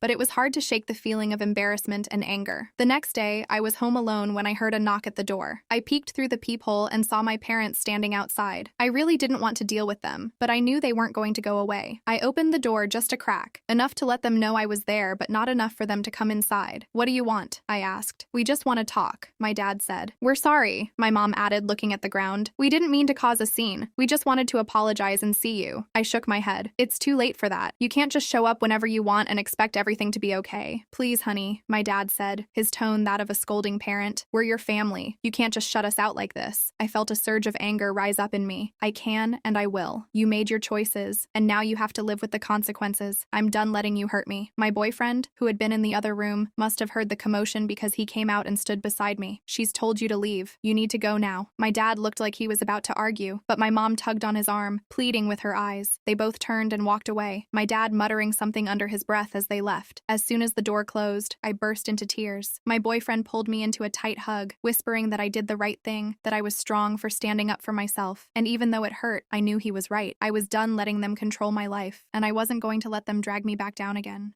My mother tried to rip my engagement ring off my swollen finger at Christmas dinner and snarled, "You feminist beach, you've destroyed everything I taught you." When my fiancé begged her to stop, she screamed, "You destroyed my daughter. She was supposed to be pure." I didn't say a word. That was 8 months ago. This morning, she was begging to take back everything she did. My mom is the most backwards person I've ever met. Ever since me and my sister Elena were little, she would make us practice being perfect wives every single day. We had to walk around the house balancing books on our heads while carrying trays of food, and if we spilled even one drop, we'd have to scrub the entire kitchen mirror with a toothbrush. Our bedtime routine was literally practicing sentences like, "Whatever you think is best, honey," and "I'm sorry for speaking out of turn." And while I always felt gross doing it, Elena was Mom's little housewife in training. By 15, she was ironing her boyfriend Derek's shirts every morning before school, and packing his lunches with little love notes that said stuff like, "I exist to make you happy." And instead of our mom being concerned that her teenage daughter was acting like a 1950s servant, she bought Elena a $300 KitchenAid mixer to award her. And even though I hated how my mom wanted me to act, I still wanted her validation. So I poured everything into school. I did extracurriculars, had a bunch of friends, was every teacher's pet. So when I finally got accepted into Northwestern's business school, my mom was the first person I told. "Congrats, honey, but I really wish you put this much effort into finding a nice boy care of," was all she said before throwing my acceptance letter into the trash. The breaking point came a week later. I came home to find Elena with a black eye, poorly covered with concealer. When I tried to talk to her about it, she actually laughed. "Oh, this? Derek just gets a little carried away sometimes. It's actually really sweet. It means he can't control himself around me because he loves me so much." That's when I knew I lost her. But if that's what my mom wanted, then I figured I should at least try to make her happy. So in the summer before moving out, I dated the worst guy I could find just to get one single approving nod from my mother. My BF Tyrone would check my phone, told me my friends were bad influences, made me share my location 24/7. I knew it was wrong, but when I brought him home for Independence Day, my mom's face lit up. She even hugged me for the first time in 3 years. Fast forward 4 years later, and I graduated with a bachelor's degree in finance. I had been in therapy for months, found an amazing partner named James. He was the oldest brother of 3 little sisters, and he treated me like a queen. Listened when I talked, actually made me laugh, planned every date. So when Christmas came around, I was actually excited. I thought maybe, just maybe, my family would see how happy I was. He kept reassuring me that things would be okay, and that my mom would love him. For a second, I actually believed him. So when I knocked on the door, I had more confidence than ever. But Elena was the one to open, and she looked like a ghost of herself. Bruises poorly covered with Dollar Tree concealer, walking with a limp she tried to hide. My heart shattered, and I guess hers did too, because as soon as she saw James help me with my coat, she gasped, "Oh my gosh, Mia, you're emasculating him in public?" James politely introduced himself and mentioned how proud he was of my promotion. That's when my mom's face went from a fake smile to pure rage. "A real man doesn't let his woman outshine him," she hissed while grabbing my wrist so hard it left marks. And that's when she noticed my engagement ring. "You feminist beach, you've destroyed everything I taught you," she then screamed while literally trying to rip the ring off my finger. Elena jumped up and grabbed my shoulders to hold me still while mom kept pulling, except she was pulling so hard my finger was turning purple. James immediately called 911 while trying to pull them off me. I figured by this point my parents would realize they were assaulting me, but no. My mom grabbed a kitchen knife and lunged at James. "You destroyed my daughter. She was supposed to be pure." Meanwhile, my finger felt like it was being torn off and I couldn't stop screaming. Luckily, the cops arrived fast, and by the time the paramedics checked me out, my finger was dislocated and deeply cut from the ring burst off. By the time the substances wore off, I was furious. My mom kept calling me. James was telling me he's sorry for embarrassing me and asking me if I was sure I still liked him. But all the noise around me simply came in one ear out the other, because I was going to have a relationship with James, and I was going to make my family back off. And make my family back off I did. I blocked every single number. Mom, Elena, even distant relatives who might pass messages. James helped me change all my passwords and set up new email accounts. My hands shook as I deleted years of photos from my phone, but each deletion felt like cutting a rope that had been strangling me. The first week was quiet, too quiet. I threw myself into work, staying late at the office to avoid thinking about what happened. My finger still throbbed where the ring had been forced off, and James bought me a simple chain to wear it on until the swelling went down. My coworkers noticed the bandage, but I just said kitchen accident and changed the subject. Then Thursday,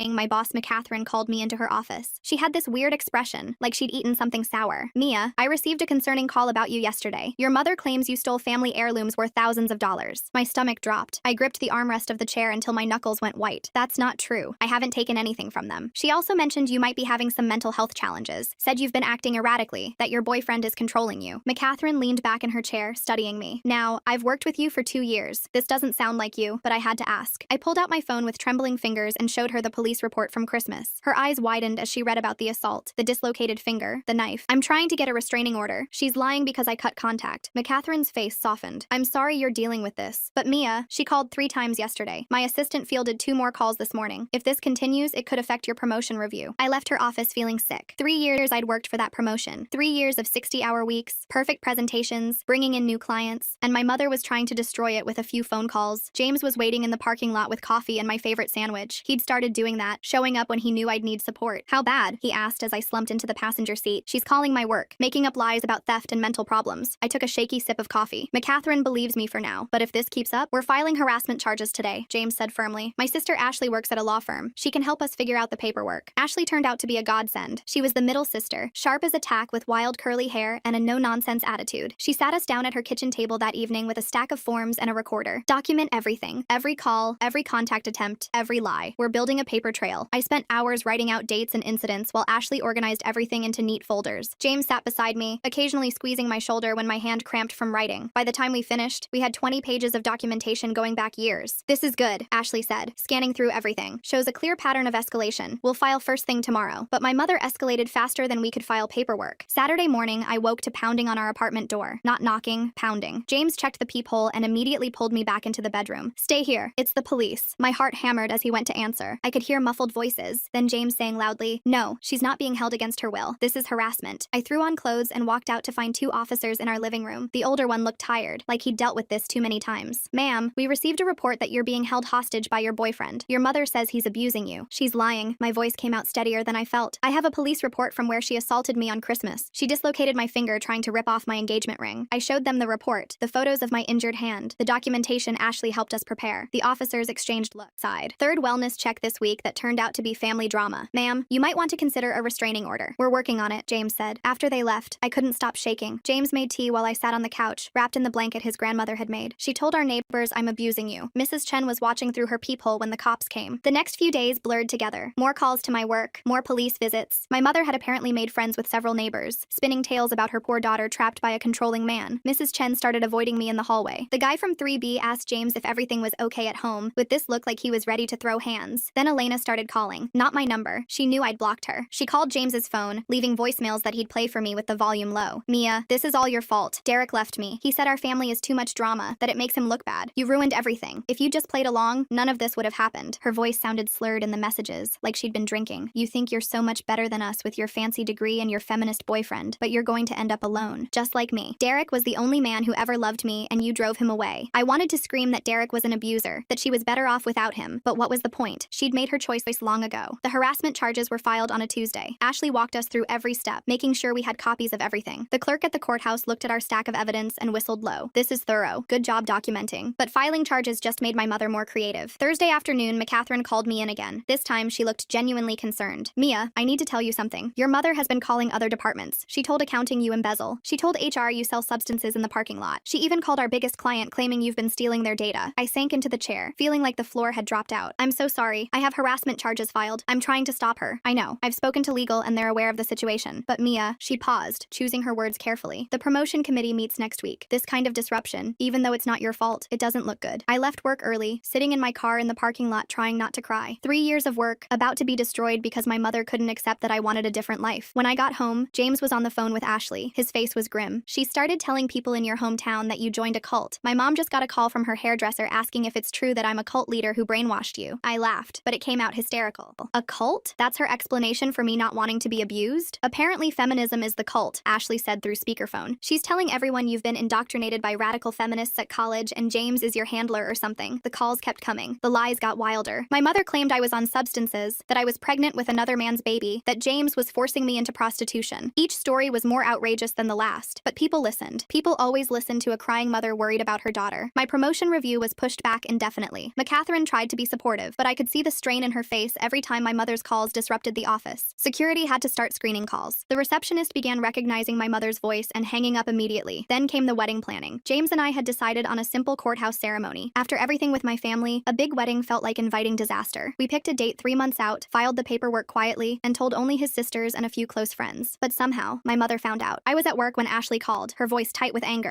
"Mia, does your mother have a cousin who works at City Hall? Because someone just told her about your marriage license application." My blood ran cold. "Cousin Thon, he works in record, came an accessory to harassment. Your mother knows your wedding date, time, and location." James picked me up from work early. We drove straight to the courthouse to see if we could change the date, but the clerk shook her head. "You'd have to reapply, pay new fees, wait another 3 days, and if someone's already checking records, they'll just find the new date too." We sat in the courthouse lobby, trying to figure out options. Eloping to Vegas felt like running away. Having security at a courthouse wedding felt insane. But what choice did we have? "We stick to the plan," James said finally. "Let her show up. Let her make a scene. More evidence for the restraining order." But I knew my mother. A scene was exactly what she wanted. The weeks leading up to the wedding were a special kind of hell. The police visits increased. My mother had perfected her concerned mother act, showing up at our apartment complex at all hours to tell anyone who'd listen that her daughter was in danger. The property manager started sending us warnings about disturbances. Elena's voicemails got nastier. "You know Derek's brother Brandon is single? Mom thinks he'd be perfect for you. A real man who knows how to keep a woman in line, not like that pathetic excuse you're with." I played the message for Ashley during one of our legal prep sessions. She shook her head in disgust. Save everything. The judge needs to hear how they talk about you. Work became my only escape, but even that was tainted. I'd catch coworkers whispering, see the pitying looks when they thought I wasn't watching. My mother had called so many times that everyone knew my business. The drama girl with the crazy family. 2 weeks before the wedding, James's parents offered to let us stay with them. Just until things calmed down, his mom O'Catherine said gently, "You both look exhausted." We packed essentials and moved into their guest room. It felt like hiding, but at least the police couldn't find us there for wellness checks. At least my mother couldn't pound on the door at 3 a.m., but she found other ways. My work email started getting flooded with responses to job applications I hadn't sent. Apparently, I'd applied to every adult entertainment venue in the city. The emails were explicit, asking about my experience and willingness to perform. It had to get involved to trace the source. The applications came from an IP address registered to your childhood home, the IT guy told me quietly. Might want to change all your passwords again. James helped me lock down everything. New passwords, two-factor authentication, security questions my mother couldn't guess. But the damage was done. People at work looked at me differently now, wondering what kind of person attracts this level of drama. A week before the wedding, McCatherine called me in one last time. "Mia, I'm going to be straight with you. The promotion is off the table for now. Not because of your performance, but the board feels this situation has become too disruptive. Maybe next year, once things have calmed down." I nodded, not trusting myself to speak. Gone, because my mother couldn't accept that I didn't want to be abused. James held me that night while I cried angry tears into his chest. His sisters surrounded us, Ashley reviewing legal documents while the youngest, Victoria, made endless cups of tea. They'd become the family I'd always wanted, supportive and kind and normal. "We could postpone the wedding," James suggested gently. "Wait until the restraining order goes through." No, I wiped my eyes, feeling something harden inside me. She's taken my promotion. She's not taking this too. The morning of our wedding dawned gray and drizzly. Perfect weather for what was about to happen. Ashley had arranged for courthouse security to be on alert. James's parents and sisters would be our only guests, our witnesses to whatever chaos my mother had planned. We arrived early, going through security and finding our assigned courtroom. Every footstep echoed in the marble hallway. Every opening door made my heart race. But for 20 minutes, nothing happened. Just us and the people who actually loved us, waiting for our turn with the judge. Then the doors burst open. My mother stormed in wearing her best church dress, the one she saved for trying to impress people. Behind her was Elena, glassy-eyed and unsteady, and a man I'd never seen before who must have been Brandon. He looked like Derek, but softer. Derek's face on a teddy bear. "Stop this blasphemy right now." My mother's voice echoed off the walls. "My daughter is clearly not in her right mind." Security moved immediately, but my mother was faster. She grabbed my arm, nails digging in through my sleeve. "Mia, baby, this isn't you. This man has poisoned your mind. Brandon here is willing to forgive everything, to take you back to the right path." Brandon stepped forward with this rehearsed smile. "Hi, Mia. Your mother's told me so much about you. I think we could be really happy together. I know how to handle a strong-willed woman." James moved between us, his voice deadly calm. "Let go of her. Now. You shut your mouth." My mother whirled on him. "You're not man enough for my daughter. You let her work. Let her think she's equal. Brandon knows a woman's place." Security finally reached us, pulling my mother back. She fought them, screaming about brainwashing and cults and feminism destroying families. Elena stood there swaying, occasionally adding slurred comments about real men and proper wives. "Ma'am, you need to leave," the security guard said firmly. "You're disrupting court proceedings." "I'll contest this marriage," my mother shrieked as they dragged her toward the door. "She's mentally incompetent. Feminism has poisoned her mind. This isn't legal." The doors closed on her threats, but we could still hear her screaming in the hallway. The judge, who'd watched the whole thing with raised eyebrows, cleared his throat. "Would you like a few minutes?" "No," I said, surprising myself with how steady my voice was. "We'd like to get married now." The ceremony was short and sweet. James's family cried happy tears while we exchanged rings, the same rings my mother had tried to destroy. When the judge pronounced us married, I felt something inside me finally break free. Not broken, but free. We were walking out, officially married, when Ashley's phone rang. She listened for a moment, then her face went pale. "That was my office. Your mother just submitted paperwork trying to get power of attorney over you. She's claiming you're mentally incompetent due to feminist indoctrination." I stopped in the middle of the courthouse lobby, feeling the weight of it all crash. The harassment, the lost promotion, the constant attacks, and now this. My own mother trying to legally control me because I wouldn't submit to abuse. She listed Elena as a supporting witness. Ashley continued, "They're claiming you need intervention before you hurt yourself or others." James's hand found mine, solid and warm and real. His family surrounded us, protective and furious on my behalf. And in that moment, I made a decision. "Okay," I said, squaring my shoulders. "If she wants a legal fight, she'll get one. I'm done running. I'm done hiding. She wants to prove I'm crazy? Let her try." Ashley smiled, sharp and lawyer-like. "Good, because I've been documenting everything. Every call, every lie, every police visit. We're going to bury her in evidence." As we left the courthouse, officially married and ready for war, I thought about the girl I used to be, the one who practiced saying, "Whatever you think is best, honey," until the words felt like poison in her mouth. That girl was gone, replaced by someone who knew her worth. My mother had tried to break me. Instead, she'd helped forge me into someone stronger,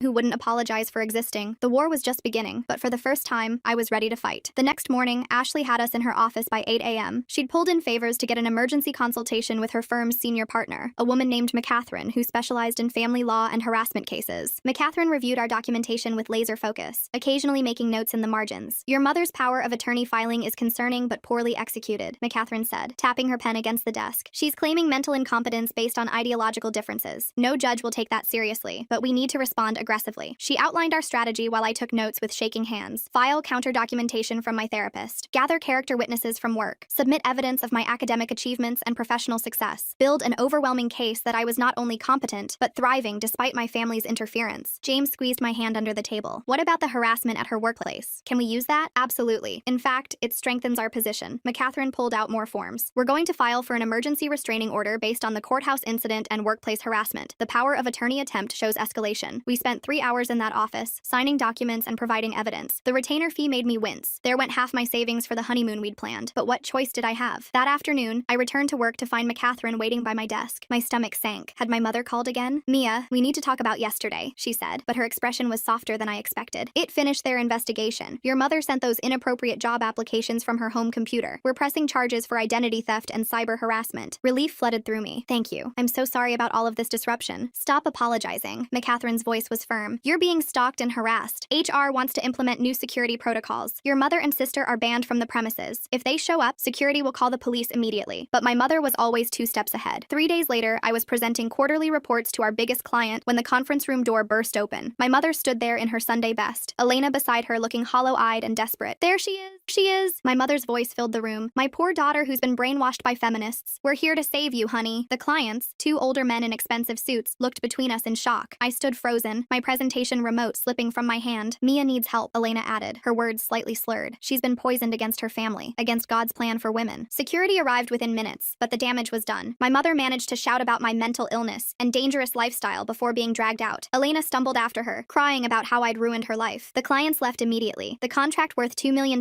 walked out with them. McCatherine found me in the bathroom 20 minutes later, dry heaving into the toilet. The clients called. They're pulling the account. Said they can't work with a company that has security issues. I wanted to scream, to rage, to drive to my mother's house and shake her until she understood what she'd done. Instead, I sat on the bathroom floor and felt everything crumbling around me. Take the rest of the week off, McCatherine said gently. We'll figure this out. But there was nothing to figure out. My mother had cost the company a major client. No matter how understanding McCatherine tried to be, I knew my career there was over. James picked me up, his face grim. Ashley called. The restraining order was approved. Your mother and Elena can't come within 500 feet of you, your home, or workplace. Small comfort when my workplace might not want me anymore. The restraining order just made my mother more creative. She couldn't approach me directly, so she went after everyone around me. James's elderly landlord, Mrs. Richardson, called him the next day. Your mother is very worried about you, she told me when I answered James's phone. She says you're in danger. That nice woman explained how that man is controlling you, keeping you from your family. Mrs. Richardson, she's lying. We have a restraining order against her because she attacked us. Oh dear. The elderly woman sounded confused, but she seemed so concerned. She even showed me pictures of you as a little girl. Said she just wants her baby. On the phone with Mrs. Richardson, explaining the situation. But the seed of doubt was planted. Every time we saw her in the hallway, she watched us with worried eyes. Then came the honeymoon disaster. We'd scaled back our plans drastically. No tropical vacation, just a quiet weekend at a cabin 2 hours north. We needed the peace, the chance to just breathe without looking over our shoulders. We'd been there exactly one night when the police showed up. We received a report of a kidnapping, the officer said, hand resting on his weapon. A woman named Mia being held against her will. I stood there in my pajamas, wedding ring glinting in the porch light. I'm Mia. This is my husband. We're on our honeymoon. Ma'am, we need to verify that you're here voluntarily. Can we speak to you privately? They separated us, asking me the same questions over and over. Was I being threatened? Did I need help? Was I afraid? Meanwhile, James sat in the police car while they ran his background check. My mother filed a false report, I explained for the 5th time. We have a restraining order. She's trying to ruin our honeymoon. The officers finally believed me after I showed them the court documents on my phone, but the damage was done. We spent our honeymoon night giving statements instead of celebrating our marriage. I can't do this anymore. I sobbed into James's chest when the police finally left. She's never going to stop. Never. Yes, she will, James said firmly. We're going to make her stop. But how do you stop someone who believes they're saving you? The social media campaign started the following week. Elena, suddenly very active online despite barely using social media before, began posting constantly. Pictures of Brandon, Derek's brother, with captions about real men who know how to lead. Posts about the dangers of feminism. Prayer requests for her lost sister trapped in a toxic relationship. My phone buzzed with notifications from concerned acquaintances. Former classmates asking if I was okay. Distant relatives offering to pray for my soul. Each message felt like another cut. Then Brandon started showing up places. First at the coffee shop where James and I had our morning ritual. He just happened to be there, reading a newspaper and watching us us over the top of it. Then at the grocery store, always one aisle over. At the park where we walked on Sundays. He's not technically violating the restraining order, Ashley explained when we called her. He's not approaching you or making contact. We can document it, but unless he escalates. Living under surveillance was exhausting. We started varying our routines, taking different routes, shopping at different stores. But Brandon always found us. My mother might have been restrained by the court order, but she'd found her proxy. The breaking point came when I discovered the extent of my mother's sabotage. I was cleaning out my old email account, the one my mother had used to send those job applications, when I found the sent folder. Hundreds of emails, resignation letters to my employer, inflammatory messages to professional contacts, emails to my college professors claiming I'd cheated on exams. She's been doing this for weeks, I told James, scrolling through message after message, maybe months. Look, she emailed my internship supervisor from 3 years ago saying I stole from the company. My professional reputation, carefully built over years, systematically destroyed by my own mother. Ashley helped us document everything for the criminal case. Identity theft, cyber harassment, defamation. The charges were piling up, but my mother remained convinced she was saving me. The preliminary hearing was a circus. My mother arrived with a group from her church, all wearing matching t-shirts with Bible verses about honoring thy father and mother. Elena sat in the front row, her new boyfriend Brandon beside her, both glaring at me like I was the devil incarnate. My daughter has been brainwashed, my mother told the judge, tears streaming down her face. That man has poisoned her mind with feminist ideology. She needs intervention before it's too late. My therapist testified about my mental health, confirming I was of sound mind and had been dealing with family trauma. My mother actually laughed during her testimony. Of course the therapist supports her delusions, she said loudly. They're all part of the same feminist agenda. The judge had to call for order multiple times. When Elena took the stand, she could barely stay focused, rambling about how I'd destroyed her life by making Derek leave. He said our family was too dramatic, she slurred. Said it made him look bad at work. But it's all Mia's fault. If she'd just been a proper woman, none of this would have happened. Then came the revelation that changed everything. During cross-examination, Ashley asked Elena about Derek leaving. When exactly did Derek say your family was too dramatic? After Mom called his work, Elena hiccuped. She wanted to tell his boss what a good wife I was, but they said she was crazy and she trailed off, realizing what she'd just admitted. My mother had sabotaged Elena's relationship just like she was sabotaging mine. The difference was Elena's abuser had left while James had stayed. How many times did your mother call Derek's workplace? Ashley pressed. I don't know. A lot. She said she was helping, showing them what a devoted girlfriend I was, but Derek got fired and Elena started crying. He left because of her, not Mia, because of Mom. The courtroom erupted, my mother screaming that Elena was confused, the church group praying loudly, Brandon trying to comfort Elena while she pushed him away. When order was restored, the judge looked exhausted. I've seen enough. The restraining order is extended for 2 years. Criminal charges will proceed. And ma'am, he looked directly at my mother, I strongly suggest you seek professional help. I don't need help, my mother screamed as court officers moved to escort her out. My daughters need help. They're both possessed by feminist demons. Elena didn't leave with them. She sat in the courtroom after everyone filed out, staring at her hands. I approached cautiously, James beside me. He hit me because he was stressed about work, she said quietly. And Mom kept calling, making it worse. She got him fired, Mia. She destroyed my life too. It's not too late, I said gently. You can get help. Start over. Elena looked at me with hollow eyes. I don't know how to be anything else. She trained us our whole lives. I don't know how to not be this. We got Elena into therapy that week. The same therapist who'd been helping me work through our childhood trauma. It was a start, but I knew the road ahead would be long. My mother, meanwhile, escalated one final time. I came home from a job interview. McCatherine had given me a glowing reference despite everything, to find our apartment door slightly open. James was still at work. My heart pounded as I pushed the door wider. The destruction was methodical. Every piece of professional clothing I owned was shredded and scattered across the bedroom. Business suits cut to ribbons, blouses torn apart. Each piece had a Bible verse attached about women's submission and obedience. But it was the message written in lipstick on the mirror that broke me. I brought you into this world. I can take you out of it. Security footage showed my mother using Elena's key, the spare key I'd forgotten she had. She'd spent 2 hours methodically destroying everything that represented my professional life. This is evidence, the detective said, photographing everything. With the death threat and breaking and entering, she's looking at real jail time. But I didn't feel victorious. I sat among the ruins of my wardrobe, holding a piece of what used to be my favorite interview suit, and just felt tired. James found me there an hour later. He didn't say anything, just sat beside me and held me while I cried. His sisters arrived soon after, Ashley with legal documents, Victoria with tea and cookies, the third sister, Jenny, with bags of clothes from her own closet. We're your family now, Catherine said firmly, James's mother having arrived with homemade soup. That woman gave birth to you, but she's not your mother. Not anymore. The trial was set for 3 months later. My mother was released on bail with strict conditions. No contact, no coming within 1,000 feet, no internet access. But I knew it wasn't over. It would never really be over. Elena moved in with us temporarily while she got back on her feet. She was trying, going to therapy twice a week, getting sober. Some days were better than others. Some days she'd rage about how I'd ruined everything. Other days she'd cry and apologize for helping our mother hurt me. I see it now, she told me one evening. Both of us curled up on the couch with tea. The training, the control. It wasn't love. It was never love. No, I agreed. It wasn't. My career slowly recovered. A smaller firm hired me. Understanding about the situation after McCatherine's reference explained everything. It wasn't the promotion I'd worked for, but it was a fresh start. James and I found a new apartment in a security building with cameras and a doorman. We changed our phone numbers. abandoned social media, created new routines. We built a fortress around our life, protecting the peace we'd fought so hard to find. But sometimes, late at night, I'd wake up thinking I heard pounding on the door. Sometimes I'd see a woman who looked like my mother at the store and have to leave my cart behind. The trauma lingered, even as we tried to move forward. She trained us to be victims, Elena said during one of her clearer moments. And when you refused, she couldn't handle it. As the trial date approached, I prepared myself for one final confrontation, one last battle before I could truly be free. My mother had tried to break me, control me, destroy everything I'd built, but I was still standing, bruised, exhausted, but standing, and I was ready to fight one last time. The trial date arrived faster than expected. 3 months of preparation, therapy sessions, and sleepless nights all led to this moment. I wore one of Jenny's suits, navy blue, professional, nothing like the shredded remains my mother had left behind. Elena sat with us on the prosecution side, her hands folded tightly in her lap. She'd gained weight in therapy, looked healthier, but her eyes still darted nervously toward the defense table where our mother would sit. The courtroom filled quickly. My mother's church group occupied those, their matching prayer shawls creating a sea of beige. Brandon sat among them, still wearing that unsettling smile whenever he caught my eye. My mother entered with her lawyer, dressed conservatively in black. She'd lost weight, her face gaunt and hollow. When she saw Elena sitting with me, her expression twisted into something ugly. The prosecutor, a no-nonsense woman named Johnny, laid out the case methodically. The Christmas assault, the workplace harassment, the false reports, the break-in and property destruction. Each charge supported by documentation, security footage, witness testimony. McCatherine testified about the lost client, the constant disruptions, the damage to company operations. She kept her testimony factual, professional, but I could see the frustration in her eyes when she described the $2 million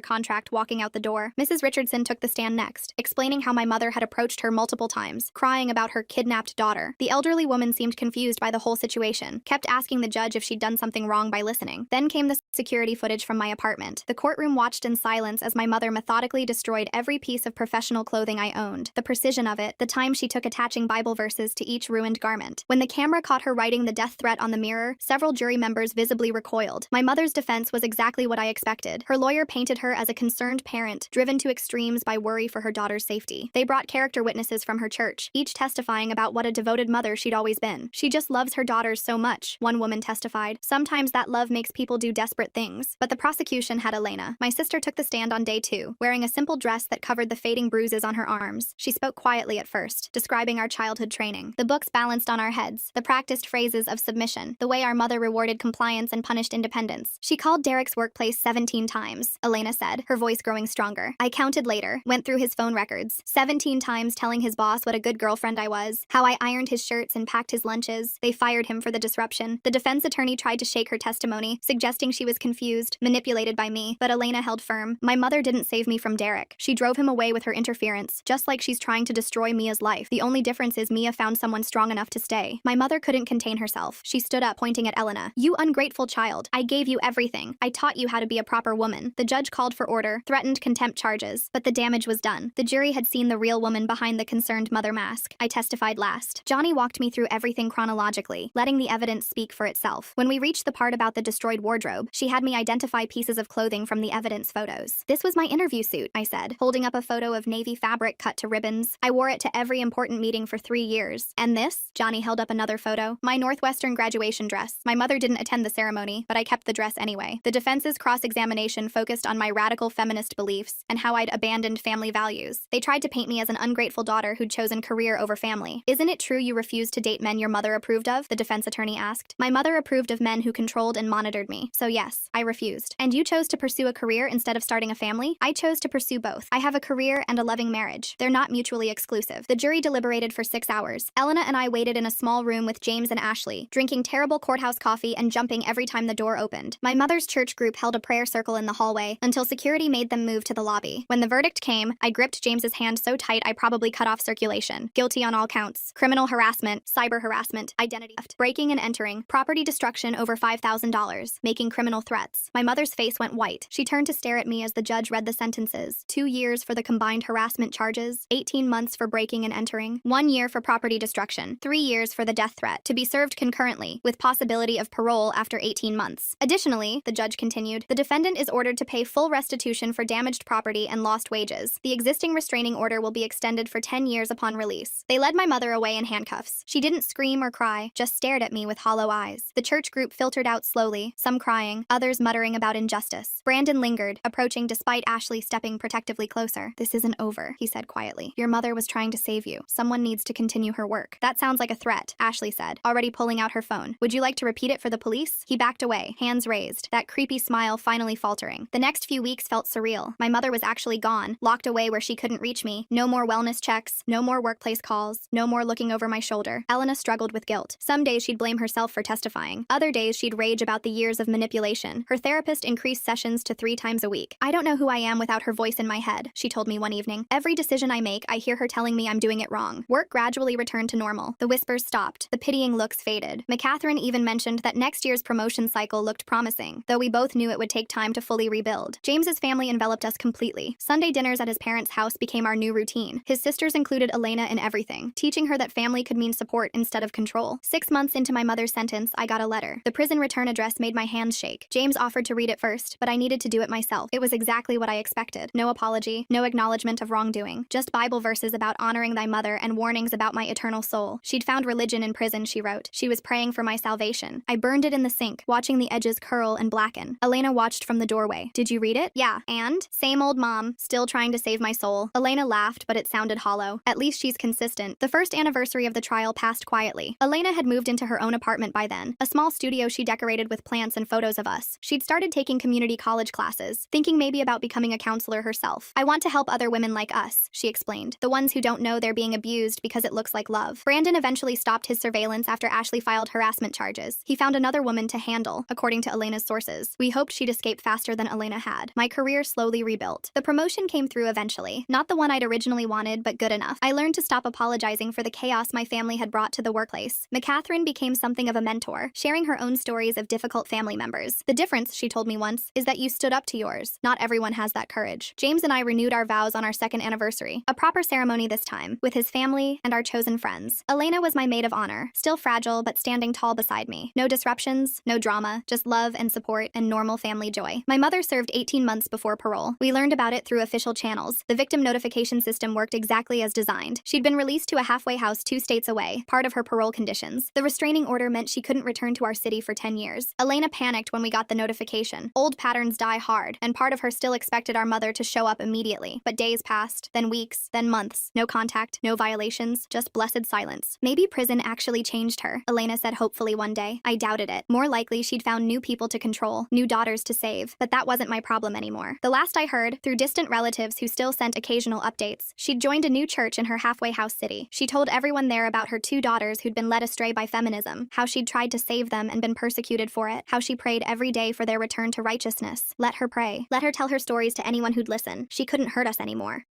My sister helped my parents destroy my face with illegal skin whitening cream, so I cut them all off for good. 2 years later, my sister came crawling back, terrified and begging for help. My family are the most racist people I've ever met. Whenever we went outside during summer, my mom would count the number of times that me and my older sister stepped out of the shade. And when we got home, each time was equal to 1 hard slap. And for years, our morning routine consisted of our mom rubbing skin whitener from the Dollar Tree all over our bodies. And the whiter we looked, the better treatment she would give us. I remember just always wanting to be a normal kid. But my sister, on the other hand, she was a whitewashed queen. Every night, she would set an alarm for every 2 hours to make her sleep as disrupted as possible. That way, she was exhausted all the time, which naturally made her look more pale. Like, what in the bombaclot? And instead of our parents telling her that her health was more important than making sure she didn't look Hispanic, they would treat her like royalty. They'd shower her with beautiful dresses, expensive jewelry, literally just anything she wanted. Soon it became clear who the golden child was, and if I wanted their love, this is what I had to do. But I was desperate to find other ways. Getting straight A's in school, cleaning the house top to bottom every weekend, giving my parents foot massages. "Thanks, honey, but I really wish you worked this hard on getting beautiful pale skin like your sister," they'd always say. And after my parents got me a literal bleach hair product shipped from Africa for my 16th birthday, I spent the entire day crying into the Barnes & Noble's teddy bear in my room, and that's when my sister came in and hugged me. I figured she was going to say that she'd always be there for me, that beneath the skin color I was still her sister, and that was all that mattered. But no, Layla, I love you and I want to help you. Look at me. I stared at her malnourished self, the eye bags forming crates under her eyes, the chemical burns on her scalp from straightening her hair. If I can look this beautiful, so can you. I swear I thought she was pranking me, but the spark in her eyes told me otherwise. She truly believed that treating herself like that was the way. From then on, I started wearing foundation that was 2 shades too light for me, and always found a way to cover up the rest of my body. Not because I hated my brown skin or natural curls, but simply because it would make my parents happier. And after all, they were the people that birthed me. Fast forward 6 years later, I just graduated from the University of Florida, and when last Thanksgiving came around, I was feeling really good. I had taken up running and spent so much time outside that I was forced to embrace my natural wonder and beauty. And I loved it. And my boyfriend Carlos loved it too, lol. He was half Puerto Rican, half Italian, and very much familiar with the whole internalized racism thing, but he was also white passing, so I expected everything with my parents to be okay, until reality hit. I showed up at my parents' house with him holding my hand. I had even put on a slightly lighter foundation to lessen the blow of everything. When the door opened, I saw a woman who looked like my sister, except more depressed, deathly pale, and extremely skinny. My heart broke, and I guess hers did too, because as soon as she saw us, she cried out, "Dios mío, what are you doing to our bloodline?" My boyfriend instantly squeezed my hand as if to say, "It's okay, we got this." Meanwhile, tears were streaming down my face. My love Love, what have you done to yourself? My mom screamed while trying to undo my slick back bun and straighten it out with her fingers. And that's when she saw Carlos. Her mouth opened so wide I thought her jaw was about to snap into two. Ah, you almost had me believing that this monkey was actually your boyfriend. But I understand you're young, just messing around. She then chuckled to herself as if it was the funniest thing in the world. My dad then grabbed my hand to bring me inside and immediately handed my sister the skin whitening cream to put on my face. Except it wasn't the same one from when I was a child. Number, this one hurt. Stop, get away from me, I yelled, tears streaming down my face. Within seconds, blisters had filled my face and I was peeling all over. As I screamed, Carlos called the hospital. I figured by this point my parents would realize they were being idiots. But no, my dad tried to wrestle with Carlos to grab the phone from him. Pain is beauty. Armida will be beautiful. Meanwhile, my entire face felt like it had been dipped in hot sauce over 100 times. Luckily, they still arrived, and by the time I was seen by nurses, my eyebrows had already been burnt off. The next morning when I woke up from the skin grafting procedure, I was faced with my boyfriend kissing my hand and calling me beautiful, until I checked my phone. I immediately noticed I had been bombarded with dozens of texts and missed calls. The first voicemail was angry, telling me I was a disappointment to the family. The second was threatening. By the 10th, my sister was begging to not press charges. They're our parents, she said in the message. They just want what's best for us. Please come home and we can fix this. I couldn't believe she was still defending them after everything. Her voice sounded hollow, defeated, like someone who had given up fighting long ago. Carlos sat with me as I listened to the messages, his face growing more concerned with each one. Layla, he said quietly, this isn't normal. What they did to you is abuse. It's always been abuse. He held my hand gently, careful not to disturb the IV line. I knew he was right, but hearing him say it out loud made something click inside me. All these years, I'd been trying to earn love that should have been unconditional. I'd been letting them hurt me, physically and emotionally, because I thought that's what family meant. I'd normalized their behavior, made excuses for their cruelty, and blamed myself for not being what they wanted. The hospital social worker came in later that day. She asked about my burns, and for the first time in my life, I told someone the whole truth about my family. I can't tell you what I did next in this short video. Full story on the channel, link below. I was still in the hospital when I decided to press charges. The social worker helped me file a police report, and honestly, I was terrified. My hands were shaking so bad I could barely sign the paperwork. The officer who took my statement was this older guy named Officer Ramirez who kept looking at me with these sad eyes, like he'd seen this kind of thing before. You're doing the right thing, he told me while I described the years of abuse. Not gonna lie, I almost backed out like 50 times during that conversation. There's this weird guilt that comes with reporting your own parents, even when they've literally burned your face off with illegal skin bleach. Carlos stayed with me the whole time. He held my hand through all the questioning and brought me real food because hospital food is straight trash. The nurses kept calling him my husband, and neither of us corrected them. It felt nice, like a glimpse into a future where I had a real family that actually cared about me. My phone kept blowing up with messages from my parents and sister. I eventually just turned it off because reading them was making my blood pressure spike, which the doctor said wasn't great for my recovery. My mom switched between threatening me and begging me to come home. My dad sent these long paragraphs about family loyalty and how I was betraying my heritage by acting like this. The irony of him talking about heritage while literally trying to bleach it off my skin wasn't lost on me. The worst messages were from my sister Elena. They're going to take me away if you do this, she texted. Please, Layla, I need them. I don't know how to live any other way. That one hit me hard. I knew exactly what she meant. When your whole identity is built around pleasing someone else, the thought of losing that structure is terrifying. I got discharged after 3 days. My face was still bandaged, and I looked like a mummy from some low-budget horror movie. The doctors said I'd need follow-up appointments for the next few months to make sure the skin grafts were healing properly. They also gave me this special cream that cost more than my monthly rent. Thank God for Carlos's insurance that covered most of it. We went straight to Carlos's apartment. I couldn't face going back to my place knowing my parents might show up there. Carlos lived in this tiny one-bedroom near campus with mismatched furniture and a kitchen barely big enough to turn around in, but it felt safer than anywhere I'd lived before. That first night away from the hospital, I had a complete breakdown. I'm talking ugly crying, snot everywhere, the works. Carlos just held me and let me get it all out. I kept saying how I should have done something sooner, how I should have protected Elena, how maybe I was overreacting. Carlos just listened, occasionally wiping my tears away carefully to avoid the bandages. You know what the craziest part is? I told him around 3 a.m. when we were both still awake. A part of me still wants them to love me. How messed up is that? The next morning, I woke up to a knock on the door. Carlos went to check while I hid in the bedroom, terrified it might be my parents. It wasn't them. It was Officer Ramirez with another officer I hadn't met before. We've spoken with your parents, Ramirez said when I finally came out. They're claiming it was all a misunderstanding, that you had an allergic reaction to a normal beauty product. I just stared at him. Of course they would say that. They'd been covering up their abuse for years with excuses like that. The new officer, a woman named Officer Chen, asked if I had any evidence of the previous abuse. Did I have pictures of the slap marks? Had I ever reported it before? Did I have the packaging from the product they used on me? I didn't have any of that. Who takes pictures of their abuse when they're a kid? Who keeps the empty bottles of the stuff that hurts them? I started panicking, thinking they wouldn't believe me, that my parents would get away with it like they always had. Then Carlos spoke up. The hospital has the chemical analysis of what was on her face. That should prove it wasn't a normal beauty product. Officer Chen nodded and made a note. We'll get that report. In the meantime, we've issued a temporary restraining order. Your parents can't contact you or come near you. After they left, I checked my phone again. 17 missed calls from my mom, 12 from my dad, and 23 from Elena, plus a bunch of texts. The most recent one from Elena made my stomach drop. They're saying you're mentally unstable, that you've always made up stories for attention. They have pictures of you looking happy at family events to prove it. I showed Carlos the message. They're going to twist everything, I said. They'll make it look like I'm the crazy one. Carlos suggested I reach out to anyone who might have witnessed the abuse over the years. My mind immediately went to my old neighbor, Mrs. Patel, who used to let me hide in her apartment sometimes when things got bad at home. There was also my high school counselor, Mr. Thompson, who had noticed the makeup I wore to cover bruises once but didn't push when I made up an excuse about falling. I spent the next few days making calls while trying to heal. Most people remembered something off about my family, but nothing specific enough to help. Mrs. Patel had moved to Arizona. Mr. Thompson vaguely recalled being concerned but had no documentation. I was starting to lose hope when I got a text from a number I didn't recognize. This is Jasmine from college. Carlos gave me your number. I have pictures from freshman year when you still had those chemical burns on your neck from home. Let me know if they would help. I'd completely forgotten about those pictures. Jasmine had taken them during a dorm party when my makeup had rubbed off. I'd been mortified at the time and begged her to delete them, but apparently she never did. I called her immediately and she promised to send them over. Meanwhile, Carlos was being a total rock star. He rearranged his work schedule to drive me to doctor appointments, cooked actual meals instead of the ramen I'd been living on, and never once complained about the fact that his tiny apartment now had my stuff everywhere. One night I caught him researching skincare for chemical burn recovery when he thought I was asleep. About a week after I filed the report, I got a call from a woman named Danielle who introduced herself as a victim advocate from the district attorney's office. She explained that they were considering pressing charges against my parents, but but needed more information. We have the hospital records and the chemical analysis, she said. The substance on your face contained hydroquinone at levels far exceeding legal limits, plus mercury compounds that are banned in cosmetics in the US. I wasn't surprised. My parents had always sought out the strongest, most dangerous products, believing they were more effective. What had surprised me was when Danielle said, "We also have a statement from your sister." My heart stopped. Elena made a statement against our parents? There was a pause on the line. Not exactly. She's supporting their version of events. Says you've always been jealous of her relationship with your parents and that you're making up the abuse for attention. I hung up and threw my phone across the room. Carlos jumped up from where he'd been working on his laptop and came over to me. I told him what Danielle had said, and he just held me while I cried again. I was so tired of crying. She's scared, Carlos said. She's still living with them, right? She's doing what she needs to survive. I knew he was right, but it still hurt like hell. Elena had been there for everything. She'd experienced the same abuse I had, sometimes worse. How could she deny it now? The next day, I decided to try something different. I called Elena directly instead of texting. To my surprise, she answered. "Layla, you need to drop this," she said immediately, her voice low like she was trying not to be overheard. "They're really angry. Dad broke the coffee table yesterday. I've never seen him like this." I took a deep breath. "Elena, they hurt us. They're still hurting you. Look at yourself. When was the last time you ate a full meal or slept through the night?" "I'm fine," she snapped. "I'm beautiful. Everyone says so." "You're disappearing," I said softly. "Every time I see you, there's less of you there." She was quiet for so long I thought she'd hung up. Then she whispered, "I don't know how to be any other way." "Neither did I told her. "But I'm learning. You can too." She hung up after that. I tried calling back, but it went straight to voicemail. I left a message telling her I loved her and that there was a place for her at Carlos's apartment if she ever needed it. The case against my parents moved slowly. There were interviews and paperwork and more interviews. The district attorney decided to charge them with assault and child endangerment based on the recent incident, but the years of past abuse were harder to prove. Danielle explained that without documentation or witnesses, it would be my word against theirs. Carlos suggested I start writing everything down, every incident I could remember, with as many details as possible. "Even if it doesn't help the case," he said, "it might help you process everything." So I did. I bought this cheap notebook from the campus bookstore and started filling it with memories. The time my mom slapped me so hard my nose bled because I'd played in the sprinklers at a friend's house. The Christmas my dad gave Elena a gold necklace and me a bottle of skin lightening lotion. The countless mornings spent having my hair painfully straightened while being told how ugly my natural curls were. Writing it all down was like lancing a wound. It hurt, but the poison needed to come out. Some nights I could only manage a paragraph before I had to stop. Other times I'd write for hours, the pages getting wet with tears. About 3 weeks after the Thanksgiving incident, I got another unexpected call. It was from my Aunt Rosa, my mom's sister who lived in Miami. We weren't close. She'd moved to Florida when I was young, and we only saw her at major family events. "Layla, I just heard what happened," she said. Her accent was thicker than I remembered. "Your mother called me crying, saying you were making up terrible lies about them." My stomach sank. Great, now they were rallying the extended family against me. "It's not lies, Tia. They've been abusing me and Elena for years." There was a pause. Then Aunt Rosa said something that changed everything. I know. 2 simple words, but they hit me like a truck. "You know?" "I suspected," she clarified. "The way your mother was always obsessed with your appearance, how you girls never seemed to play outside like normal children." I asked her about it once, and she got so defensive I never brought it up again. I should have done more. I sat down on Carlos's couch, my legs suddenly weak. "Why are you calling me now?" "Because I believe you," she said, "and because I found something. When your mother and I were growing up, our grandmother did similar things to her. I found old diaries of your mother's where she wrote about it. The skin bleaching, the obsession with looking more European. It was done to her too. This revelation didn't excuse what my parents had done, but it helped me understand it a little better. The cycle of abuse had started long before I was born. My mother had internalized her own grandmother's racism and passed it on to us. Aunt Rosa offered to send me the diaries and to testify if needed. She also said I could stay with her in Miami if I needed to get further away from my parents. I thanked her, but told her I was okay staying with Carlos for now. The next day, I had another follow-up appointment at the dermatologist. The doctor seemed pleased with how my face was healing. The redness was fading, and the new skin was growing properly. There would be some scarring, but less than they initially feared. "You're lucky," the doctor said as she examined me. "This could have been much worse." As we were leaving the clinic, I spotted a familiar figure in the parking lot. Elena was leaning against a car, looking even thinner than the last time I'd seen her. When she saw us, she straightened up and walked over hesitantly. "What are you doing here?" I asked, surprised. "I followed Mom's car when she went grocery shopping," she said. "I knew you had an appointment today. I saw it on the calendar at home." Carlos stood slightly behind me, a protective presence but giving us space to talk. Elena glanced at him nervously before focusing back on me. "I've been thinking about what you said," she whispered, "about disappearing. I looked in the mirror this morning and couldn't recognize myself. I wanted to hug her, but she flinched when I moved closer." "Elena, you can get help. You can get out like I did." She shook her head frantically. "I can't. They're watching me all the time now. Dad took my phone. I'm using Mom's while she's shopping." She looked over her shoulder anxiously. "I don't have anywhere to go." "You can stay with us," Carlos said immediately. "We'll make room." Elena looked at him like he was speaking a foreign language. The idea of someone offering help without expecting anything in return seemed to confuse her. "Why would you do that? You don't even know me. You're Layla's sister," he said simply, as if that explained everything. And I guess for him, it did. Elena started to respond when her phone buzzed. She checked it and her face went pale. "Mom's done shopping. I have to go." She turned to leave, then stopped and handed me a small USB drive. "I found this in Dad's office. It's their financial records. They've been ordering that skin bleach from overseas for years. It's all there, the payments, the shipping information." I took the drive, stunned. "Elena, this could be really important for the case." "I know," she said. "That's why I took it." She started walking away, then called over her shoulder. "I'll try to come to your place tomorrow. Text me the address." As we watched her hurry across the parking lot, Carlos squeezed my hand. "She's stronger than she thinks." "We both are," I replied. That night, we looked through the files on the USB drive. Elena had been right. There were years of records showing regular purchases of illegal skin lightening products from suppliers in Africa and Asia. Some of the ingredients listed were terrifying. Mercury compounds, high-concentration hydroquinone, even something called clobetasol propionate that a quick Google search revealed was a prescription-strength steroid never meant for long-term use on the face. I immediately called Danielle and told her about the new evidence. She seemed excited, saying this could strengthen their case significantly. She arranged for me to bring the drive to her office the next morning. I was nervous about Elena coming to Carlos's place. What if our parents followed her? What if she changed her mind? Carlos suggested we clean up a bit and make sure there was food she might like. I remembered she used to love quesadillas before she started severely restricting her eating, so we got ingredients for that. The next day passed with no sign of Elena. I texted the number she'd called from, but got no response. By evening, I was pacing around Carlos's apartment, convinced something had happened to her. Maybe she couldn't get away, Carlos suggested. Or maybe she's scared. Just as we were about to give up and eat dinner without her, there was a soft knock at the door. Carlos checked the people and quickly opened it. Elena stood there, a small backpack clutched to her chest, her face even paler than usual. "They know I took the drive," she said as soon as she was inside. "Dad was looking for it everywhere. When he couldn't find it, he started screaming at Mom, saying she must have moved it. I left while they were fighting. I hugged her, and this time she didn't pull away. She felt so fragile in my arms, like a bird with hollow bones. "You're safe now," I told her, though I wasn't entirely sure that was true. Carlos made quesadillas while I helped Elena settle in. We didn't have much space, but we'd cleared out a corner of the living room and set up an air mattress with clean sheets and blankets. Elena looked at this simple setup like it was a luxury hotel room. "I haven't slept more than 2 hours at a stretch in years," she admitted as she sat on the edge of the mattress. "Mom said beautiful people don't need much sleep." "Well, tonight you can sleep as long as you want," I told her. No alarms. We ate dinner together, and I noticed Elena taking tiny bites and pushing food around her plate to make it look like she'd eaten more than she had. I didn't comment on it. Recovery would take time for both of us. After dinner, Elena took a shower. When she came out wearing one of Carlos's t-shirts that hung like a dress on her thin frame, I noticed bruises on her arms that hadn't been visible before. "Did they hurt you when they found out about the drive?" I asked, trying to keep my voice calm. Elena looked down at the marks like she was seeing them for the first time. "Dad grabbed me. He does that sometimes when he's angry." She said it so matter-of-factly, like she was commenting on the weather. I took pictures of the bruises with my phone. More evidence. Then I helped Elena apply some of my healing cream to them. We sat together on the air mattress afterward, neither of us quite knowing what to say. "I'm sorry I told them you were lying," she finally whispered. "I was scared." "I know," I said. "You don't need to apologize." She fell asleep quickly, exhaustion finally catching up with her. I covered her with an extra blanket and joined Carlos in his bedroom. We talked in low voices about what to do next. Having Elena with us changed things. Now we needed to protect her too. The next morning, I called Danielle again to update her on the situation. She suggested bringing Elena in to make her own statement now that she was away from our parents. Elena agreed, though she was clearly terrified. "What if they don't believe me either?" she asked as we drove to the district attorney's office. "What if they think I'm making it up too?" "The bruises help," I said, hating that I had to say those words. "And we have the financial records now?" Elena's interview lasted over 2 hours. Carlos and I waited outside, neither of us speaking much. When she finally emerged, her eyes were red from crying, but she looked somehow lighter, like setting down a heavy backpack after carrying it for miles. "They believe me," she said, her voice filled with wonder. "They're going to add charges based on what happened to me too." Danielle came out after her and explained that with Elena's testimony and the financial records, they now had a much stronger case. They were adding charges of child abuse, child endangerment, and assault for both of us, plus additional charges related to importing illegal substances. "We'll be requesting a court date soon," she said. "Both of you will likely need to testify." The thought of facing our parents in court made my stomach churn, but I nodded. "We'll be ready." That afternoon, we got a call from Officer Ramirez. Our parents had been arrested. They were being held pending bail, which had been set high enough that they probably couldn't pay it immediately. The news should have made me feel safer, but instead, I just felt hollow. Elena had a different reaction. When I told her, she burst into tears. Not sad tears, but something closer to relief. "It's really over?" she kept asking. "They can't make me go back?" "It's really over," I confirmed, holding her as she cried. The next few weeks were a blur of legal meetings, therapy appointments, which Danielle had arranged for both of us, and adjusting to our new living situation. Carlos's tiny apartment was cramped with 3 people, but we made it work. Elena slept on the air mattress, I took the couch, and Carlos kept his bed. He never complained, not even when Elena had nightmares that woke us all up, or when I accidentally used his toothbrush. Elena's physical health was concerning. Years of sleep deprivation and restricted eating had taken a serious toll. We found a doctor who specialized in eating disorders, and she started seeing him twice a week. The first time she ate a full meal without calculating calories or checking her skin tone afterward, she cried. My face continued to heal. The dermatologist was pleased with my progress, though she warned me to be extremely careful about sun exposure on the new skin. The irony wasn't lost on me. After years of being punished for sun exposure, now I had a legitimate medical reason to avoid it. Our parents were eventually released on bail with strict orders not to contact us. They violated those orders almost immediately, sending emails from new accounts and even having friends call us with messages. Danielle helped us document every violation, which she said would only strengthen the case against them. Christmas came and went. It was the first holiday I'd ever spent away from my parents, and while there was some sadness, there was also a sense of freedom. Carlos's family invited us to their celebration, and his mom made traditional Puerto Rican dishes that reminded me of the food my grandmother used to make before she passed away. Elena ate more that day than I'd seen her eat in years. In January, we got notice that the trial was set for March. As the date approached, my anxiety skyrocketed. I started having panic attacks, sometimes waking up gasping for air, convinced I was back in my parents' house with burning chemicals on my face. Carlos suggested we all try something new to help manage the stress. He signed us up for a painting class at the community center. I was terrible at it. My trees looked like green blobs, and my sunsets like someone had spilled orange juice on the canvas. But it was fun, and for those 2 hours each week, I didn't think about the trial or my parents or the scars on my face. Elena turned out to be surprisingly good at painting. Her first attempt at a landscape was actually decent, with mountains that looked like mountains in a sky with proper perspective. The instructor praised her work, and I watched my sister's face light up with genuine pride, maybe for the first time in her life. "I never knew I could make something beautiful instead of just trying to be beautiful," she told me afterward. February brought an unexpected development. Aunt Rosa called to say she'd spoken with other family members about what had happened. To my shock, several cousins and another aunt came forward with their own stories about my parents' behavior. They'd seen things over the years, the excessive focus on our appearance, the way we flinched when our parents raised their hands, how we never wore short sleeves even in summer. "They're willing to provide statements," Aunt Rosa said. "They should have spoken up sooner, but they're trying to do the right thing now." These additional testimonies strengthened our case even further. Danielle seemed increasingly confident about the outcome, though she warned us that court cases can be unpredictable. As March approached, Elena made remarkable progress. She'd gained a healthy amount of weight, and her hair was starting to look less brittle. She still struggled with sleep, often staying up late painting rather than setting an alarm to deliberately wake herself, but it was a step in the right direction. I was healing too, both physically and emotionally. The scars on my face were fading, though they'd never completely disappear. I'd started wearing my hair natural all the time, embracing the curls I'd been taught to hate. Carlos said they suited me, and I was beginning to agree. 1 week before the trial, we received an unexpected visitor. Our father's sister, Aunt Lucia, showed up at Carlos's apartment unannounced. Carlos was at work, so it was just me and Elena when she knocked. "Your parents sent me," she said as soon as we opened the door.